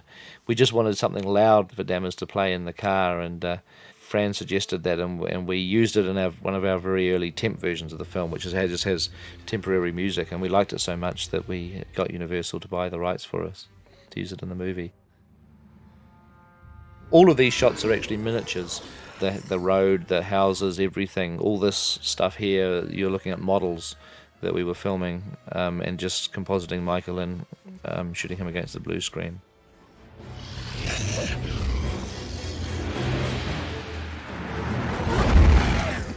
This whole sequence of Michael on the road here was originally designed as a far longer, more elaborate scene. There's, in the documentary, there's the storyboards for this sequence presented, but due to the timing constraints on the film, we were just so far behind schedule that to shoot all of this sequence was just not going to happen. So that's a very much a shortened version of what I originally wanted to do. The stuff of Michael being flattened by the truck I love. I thought that was so much fun to be able to take a star like Michael Fox and to squash him flat under the wheels of a big truck was I think quite a cool thing to do. Restful places, don't you? Turn this car around and take me back. Now there's a sequence coming up right here that was removed from the theatrical version of the film, and it's the sequence where Dammers reveals this swastika on the palm of his hand. And this is one of the few cuts that we made as a result of our preview screenings. The preview process where you have to take a film and play it in front of an audience, and usually 2 or 3 different screenings to get an opinion about the film. And the audiences that we tested the Frighteners with came out criticising this stuff. They said that they loved the character of Dammers right up until the point that they found out that he was a Nazi. And obviously the swastika is such a potent symbol that it suddenly offended people, and they didn't understand why this guy was a Nazi, and they objected to it. And so we removed that stuff from the film, and we also had to use the computer to remove the swastika from the palm of his hand in a couple of later shots. And of course the preview audience missed the point entirely, because Dammers is not a Nazi. He refers to being in Spahn Ranch, to being with Charlie and the family, and that's obviously we're talking about Charles Manson, and we get the idea that his first assignment was to infiltrate the Manson cult, and the Manson cult had the swastika. Manson in particular had the swastika on his forehead, and so that was all supposed to be a piece of backstory, that he had to have the swastika tattooed in order to successfully infiltrate the cult. But I guess the fact that that whole Manson tragedy was 30 years ago, and young kids who go to these previews, whose opinions the studio relies on, they just didn't know about anything to do with Spahn Ranch or the Manson family. So it just seemed like this was a extraneous piece of Nazi stuff that we'd thrown in there for a laugh, and so we were asked by the studio to get rid of it. But it's nice to have it back in this special edition, so at least people can see it.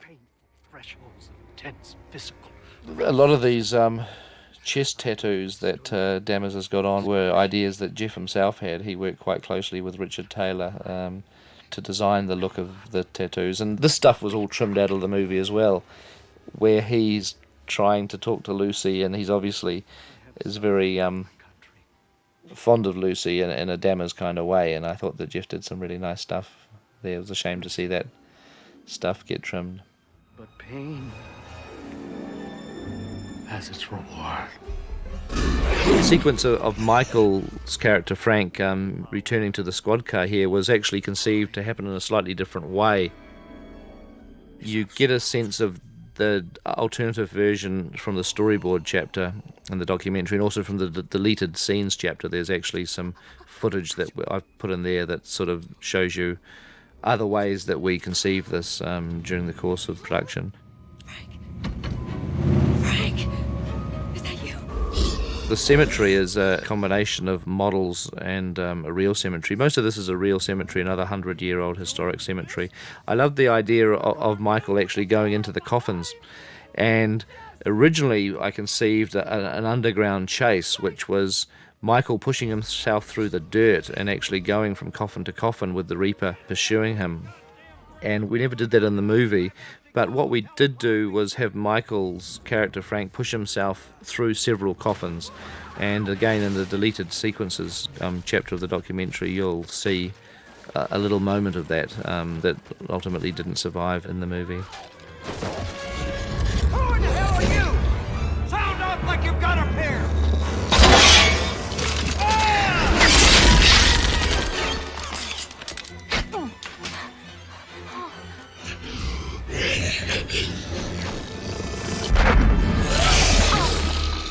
Hey, asshole!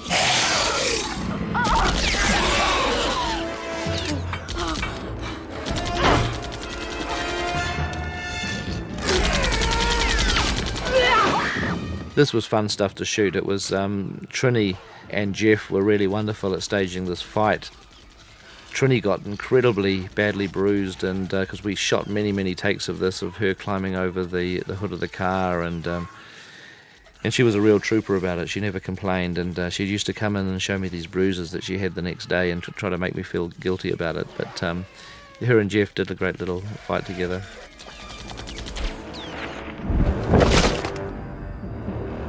This CG work here, I won't talk too much about it because it is extensively covered in the documentary. This was, I thought, very effective.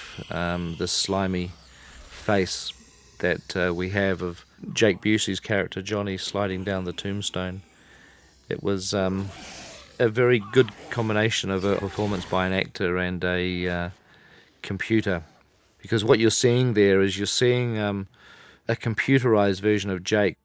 We filmed Jake saying his dialogue, and then his face was what they call mapped. It was bent over a three-dimensional computer model of a face, almost like it's projected onto it. And the guy is mainly John Shields, who's one of our computer supervisors. He did a very nice job of putting that together. Most of the ghosts that you're looking at here are actually members of the film crew. This was one of the last things that we shot, and we invited any crew members who wanted to play a ghost to come up and get into makeup and appear in the movie. You've got a number. This is Des Kelly, who's a New Zealand actor who does a very nice job. The character's name is Harry Sinclair, and Harry Sinclair is actually a New Zealand filmmaker who's just directed a movie called Topless Women Talk About Their Lives, and he was in a group called The Front Lawn. He's a friend of ours, and so that's where the name Harry Sinclair comes from.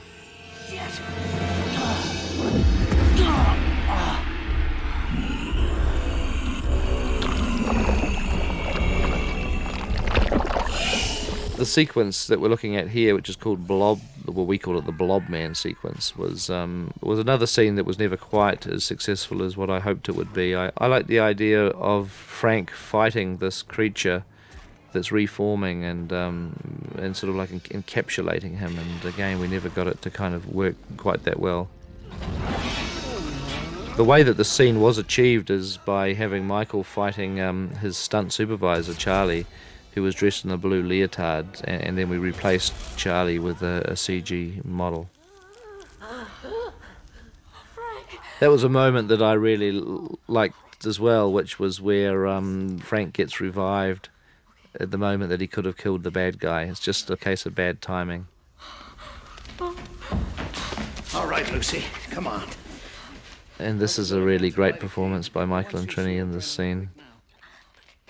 Very nice makeup too by Bron Roylance, Michael's makeup guy. And I really liked all the little icicles and things. Totally far-fetched, of course. Totally unrealistic if you think too hard about it, to have somebody being revived like this. But never mind, this is the movies. You gotta get her out of the house. Go! Go!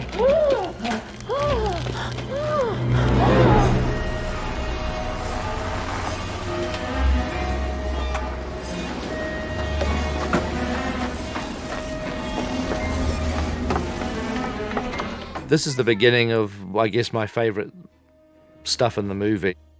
Whenever I watch The Frighteners, I think from this point on, I enjoy it the most.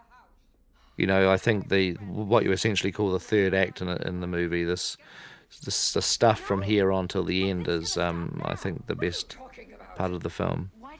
I think where we needed to spend more time and to do more work on the script was all of the earlier stuff, the stuff with Michael and the ghosts and the setups. I think once we reached this point, things are cooking quite well, and I was really happy with the way that some of this stuff came out. I love the lighting in this scene, and the way that the leaves and the branches of the trees are blowing around, and I was kind of really happy with this.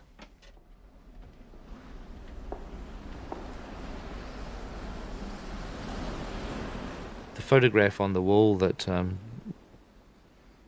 Lucy looks at here, is of the young Patricia, is actually a New Zealand actress called Nicola Cliff, and she appears in the movie shortly.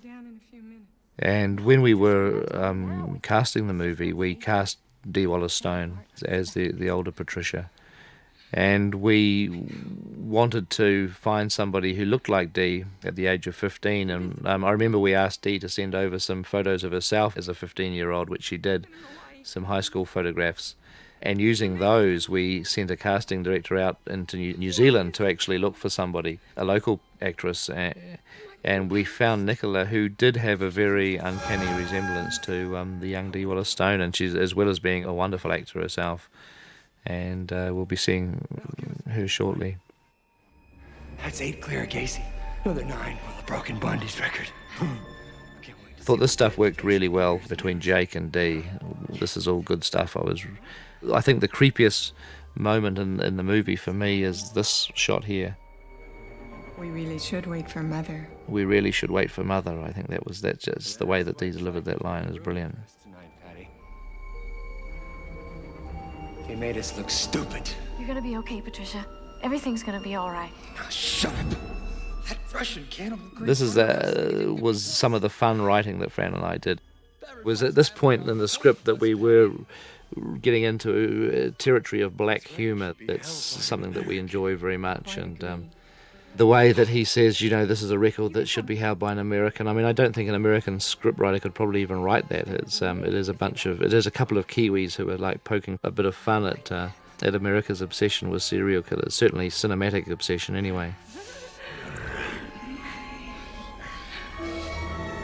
We were very much aware that we were making a serial killer movie in a climate where I think everybody's a bit fed up with serial killer movies, and so what we tried to do was just to parody and satirize it a little bit. Oh, Patricia. And what we're about to have a look at here is actually Danny Elfman's favourite shot in the movie that we had to cut out. Again, it was a request from Universal. They felt that the stabbing shot was just a little bit too much, even though the film was an R rating. And I know that when Danny Elfman found out that we'd had to take it out, he was rather distressed about it. And certainly this is as a tribute to Danny. I'm very happy to put this back into the special edition.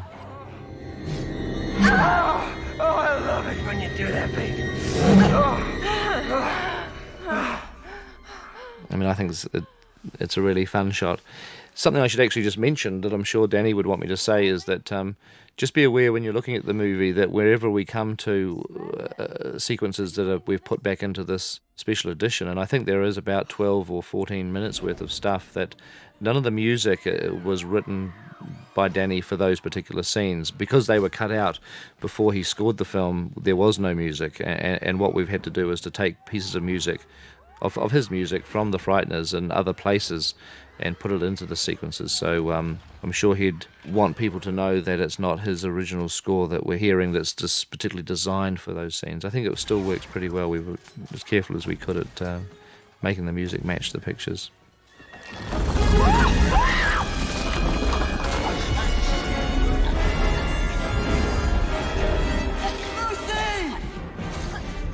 This was the first shot. This shot of Michael running up the stairs was the first shot that we shot of him after the break when he hurt his foot.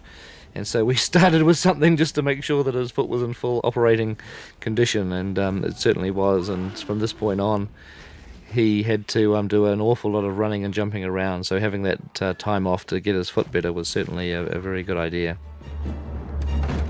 The scene here with the painting is one that I know that Bob Zemeckis had doubts about. He always used to say to me, well, what exactly is this painting guy going to do? You know, what's he going to look like? He couldn't quite imagine it. And it was really nice that After we showed Bob the finished movie, he came up to me and he said that he thought that the painting scene was great, and he was really pleased that we ultimately did it, because I think at one point he was trying to talk us out of having it in the film because he didn't think it was going to be that effective, but he actually really enjoyed it in the end. We gotta get these to the other side. As I was saying earlier, that this urn with Johnny's ashes was never part of our original script. It was an idea that we had at the very last minute.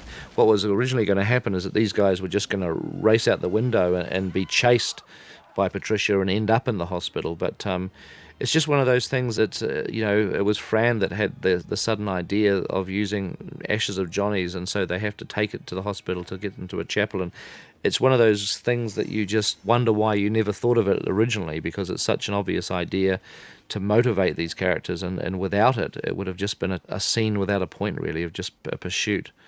There's a little bit of extra footage that I've put in here that was not in the theatrical version, just this little scene coming up that we took out for pacing reasons. It's kind of quite cool, though. It's quite creepy.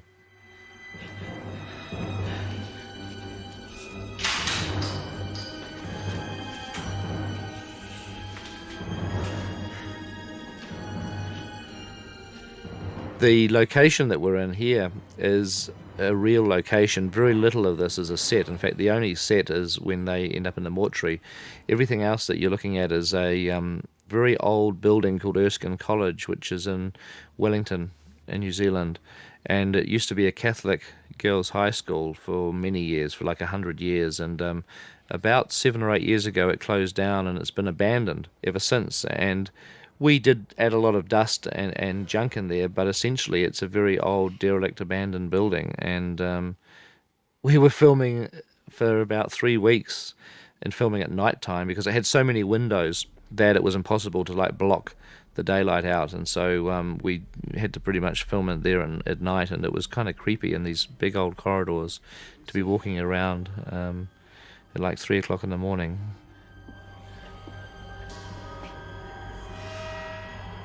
Oh, this is great. I wanted to try and have these transitions of coming in and out of time to be just a little bit different to what we normally expect. Of course, we had a really good advisor on the set, Michael J. Fox has got to be the expert at time travel in terms of actors, so Michael gave our stuff the stamp of approval, which was kind of good. Orderly, are you deaf? Hey! Moron! I think Jake Busey looks fantastic here when he turns around and he does this look to camera. It's those moments when you're shooting the movie and you actually you're looking in your little video monitor, which is showing you what the camera's filming, and you see this stuff. You just know that you've really got it, and you can move on to the next shot. No point doing take 2. The sequences that we're looking at here was actually shot on my birthday. Just one of those things that sticks in your mind. Sometimes you film on your birthday and sometimes you don't. I think the last time that I shot something on my birthday was actually on Braindead, and that was fun because that was the lawnmower massacre scene from Braindead. That was like a great thing. What a great way to spend your birthday. Here's Nicola Cliff, the young Patricia, great little actress, very, very, very, very good in this film. Had a wonderfully scary intensity that just makes those moments work so well.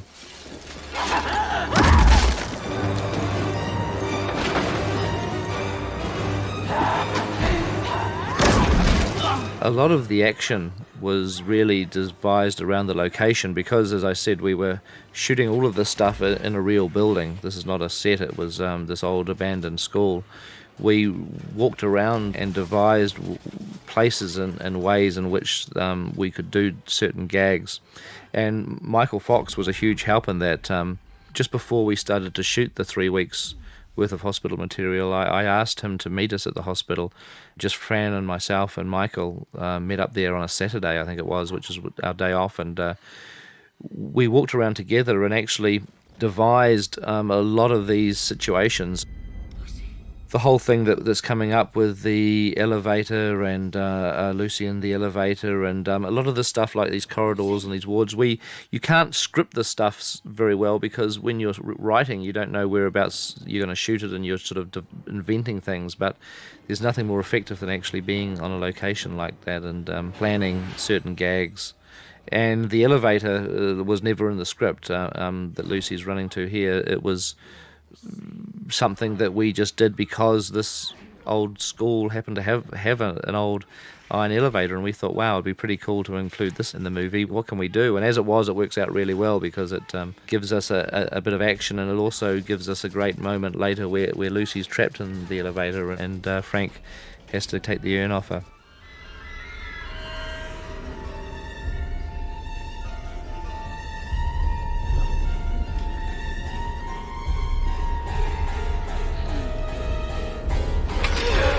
I like that moment, the transition between the time zones. The idea that I liked here, which I don't know whether it comes across in the movie or not, but I like the idea that Frank's being hunted down by Patricia. Here she is here, and he's in one time zone, but she's in another, and he can't see her because he's sort of locked into this 30 years ago thing. The idea for the shot of having Patricia's feet appear under the bed was actually Bob Zemeckis's.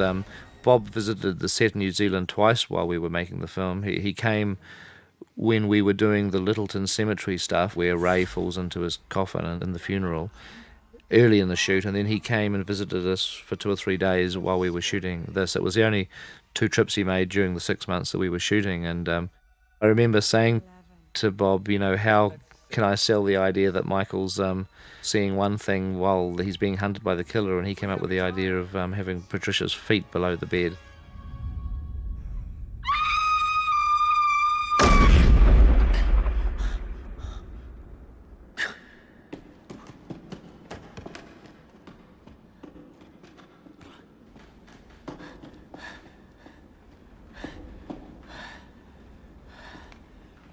The chapel sequence that we're looking at here was, again, it was something that was really devised by Fran, Michael and myself on that walk around the building. This chapel business was never in the original script. Lucy! It was only there because we put in the urn and the ashes as a MacGuffin. So this whole thing came together at the last minute. But I still think it was very successful.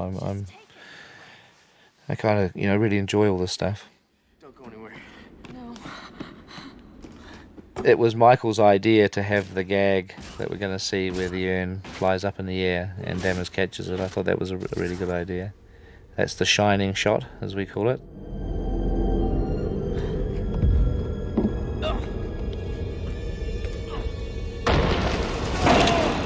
So all this just came from that brainstorming session that we had. Give that to me. Let me guess. You have to get these ashes to concentrate. I think Jeff and Michael play this scene really well. Give me the goddamn urn, Dammers! Under no circumstances must these ashes ever be released. Jeff had really nailed this character by now. I mean, this was amongst the last of the Dammers footage that we were shooting. And he was totally into it at this stage. You just There's a little bit of extra dialogue of Dammers here that we trimmed out of the theatrical version.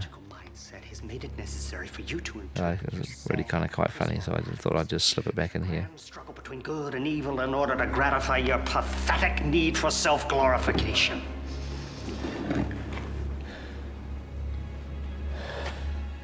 You are such an asshole.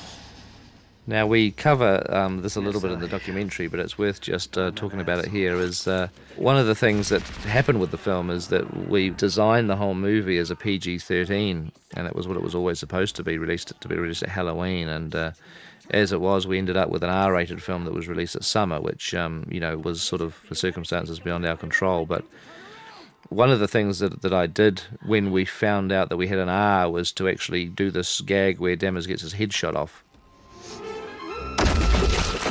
That was never designed to be done that way. It was going to be done just by blasting him back through the door and we did a computerized head blasting off shot once we knew we had an R rating.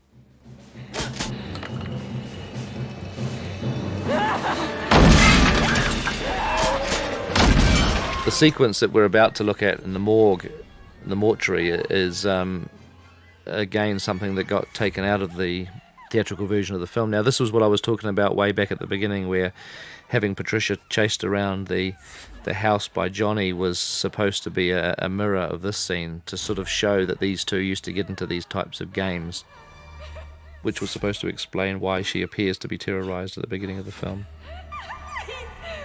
This stuff was all just a little bit twisted and sick, and this is where I actually chickened out a little bit. I decided to take this out because I thought it made the film a little bit too extreme, the making love on the dissection table, but I mean, looking at it here, it's not too bad, is it?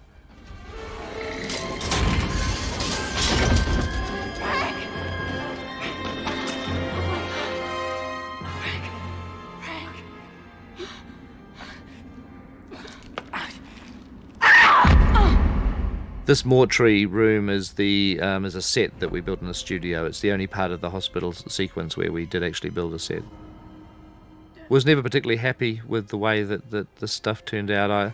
This was the one weak area in our script, and unfortunately I shot it in a kind of a weak way as well, which was supposed to be clarifying who was doing what to whom and why they were doing it, and how everything sort of turned out to happen the way it did, and with revealing all this sort of surprises about who killed Frank's wife, and I never felt it worked out quite as well as it should have done. I love that shot. I love the idea that these two are lovers now, and that the ghost is able to sort of slip in and out of her body at will, and it kind of turns her on. I always thought that was a pretty cool idea.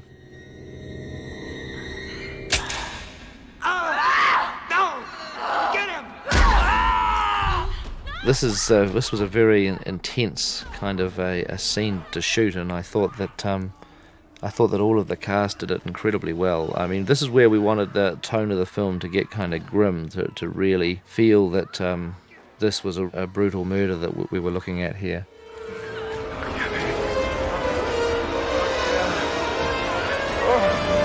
It was funny because I realised that at one point when we were shooting this, I realised that we actually kill Michael Fox off twice in this film. I mean, he freezes himself to death and then we kill him again here, which is a twist I love. I love the idea that we can get rid of our main character and actually follow him into the afterlife. But anyway, I was saying to Michael, I asked Michael at one point when we were shooting, I said, had he ever been killed in a film before? And he thought for a moment and he didn't think he had. He couldn't remember ever doing a dying scene in a film, and here he is in The Frighteners. He gets 2 death scenes in one film. That was kind of fun.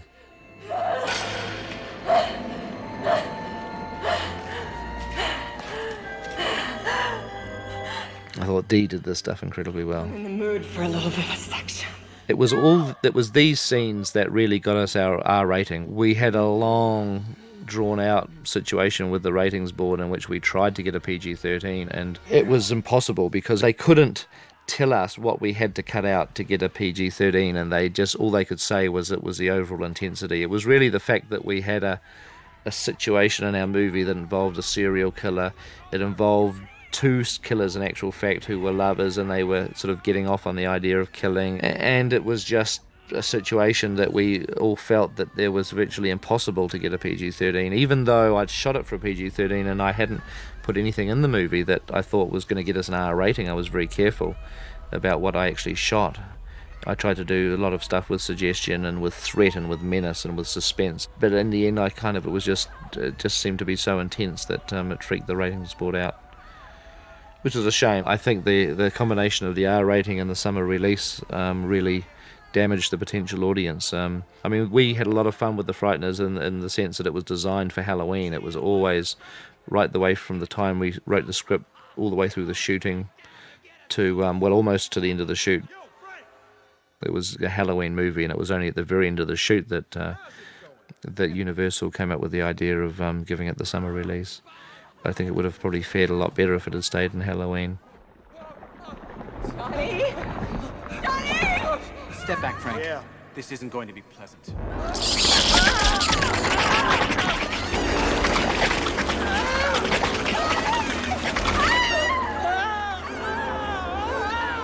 This was a cool little scene that that one of our CG guys, Gray Horsfeld, did almost single-handedly at the very end.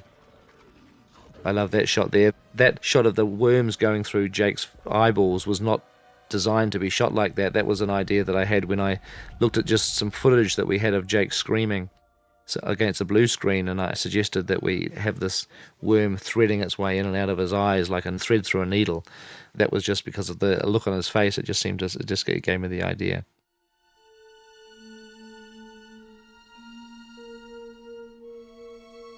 It's really something, isn't it? Excellent libraries. Premium cigars. And of course, the honeys. Yeah, about that. Stu's a regular chick magnet up here. Huh. The shot that we're looking at now of Frank's wife, Angela Bloomfield's the actress, coming back to say goodbye to Frank, this was a shot that we actually did in post-production.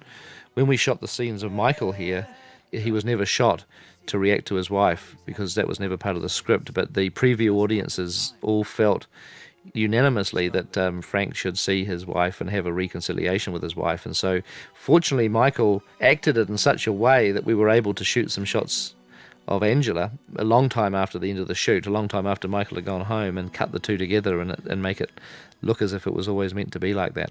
So we were kind of fortunate with it that Michael's performance suited it so well, and we didn't have to get him to come back to do it. This is kind of a little bit of a sappy, happy ending, but I always think it's important to have cute, happy endings for your heroes that go through so much. It's a bit like the movie Brain Dead that I made, or Dead Alive, is that, you know, the character Lionel and Paquita, the two characters in that, go through such a lot of stress in the last 30 or 40 minutes of the film, just as these two do, that I think it's always, you know, nice to come back to a little bit of a fairy tale ending for the movie. This demolition of Frank's house was done for real. It was the set that we used for our shooting, and then we got this machinery in and we destroyed it and filmed it, and then it was the day after that we burnt the rubble down, and is what was appeared in the back of Trinity's shot in the cemetery that we talked about earlier. This was one of the few fine days that we had while we were shooting down there. Got a bit of sunlight in the movie, finally. What do you know about... This was actually strange because we were shooting this scene about 4 or 5 weeks after we started the shoot, and we had like 5 months still to go of filming, and that always seems to happen to me. I always seem to film the endings of my films at the very beginning, which is a very... I don't know, it's scary. I know on Heavenly Creatures, the scene that we actually shot down on those Littleton docks of Pauline and Juliet being separated on the ship at the end, where Juliet's sailing away on the ship, that was shot on the third day of the shoot. And on Brain Dead, the scene with Lionel and Paquita kissing on the street at the very end of the film, that was done on the 5th day of the shoot. And it's very hard for the actors and for me to get my head around the idea of how you're going to wrap up this film where you just haven't shot the rest of the movie, and you've got it in your head, but it hasn't happened yet, and it's kind of weird. But it usually seems to work out okay. I'll see you, Frank. Bye-bye. There we go. There's Dammers, who could have come back for the sequel if this film was more successful. We could have done a film that had Dammers as a ghost, but never mind. One day, maybe. Sometimes, Frank, you see, when you go... The closing song, Don't Fear the Reaper, was a song that we always wanted to have in the film. We had it in the script, I think we mentioned the song, although I like the idea of getting a New Zealand band to do a cover version of it, so we chose the Muttonbirds, which is a New Zealand band based in England, who've released a couple of albums and are certainly growing in popularity internationally. They're very big here in New Zealand, and the Muttonbirds did a really nice cover of the song for us, which was, you know, a nice way for me to end the movie with a Kiwi band singing the song. So I'm going to have to say goodbye to everybody now. The credits are rolling, and I've certainly haven't got a lot to say about the credits. So I hope that you have enjoyed this commentary, and if you haven't seen the documentary yet, I hope you enjoy that. I had a lot of fun making that. The reason that the documentary is 4.5 hours long is actually it was actually supposed to be an hour long, and I was supposed to be making it very quickly before I got too heavily involved in the remake of King Kong that I was supposed to be doing. And what ultimately happened with Kong is it got shelved by Universal at the very last minute because they were worried about the Godzilla and Mighty Joe Young movies that are coming out in summer of '98 and wanted to put Kong on hold. So we didn't get into competition with them, and so suddenly I didn't have anything to do, and I decided to pour all my energies into the documentary, and so it kind of just grew and grew and grew and got out of control a little bit. It ended up being this 4.5 hour kind of epic, which I hope is not too boring. I mean, it's ultimately I'm assuming that it's for fans of the film, and I'm that's who I'm making it for, nobody else. And I'm really happy that Universal gave me the opportunity to put the whole 4.5 hours on the Laserdisc. I thought that they'd probably ask me to cut it down, and they didn't. So I'm really grateful for that, and I hope you enjoy it, and look forward to doing this again someday. Good. Bye bye.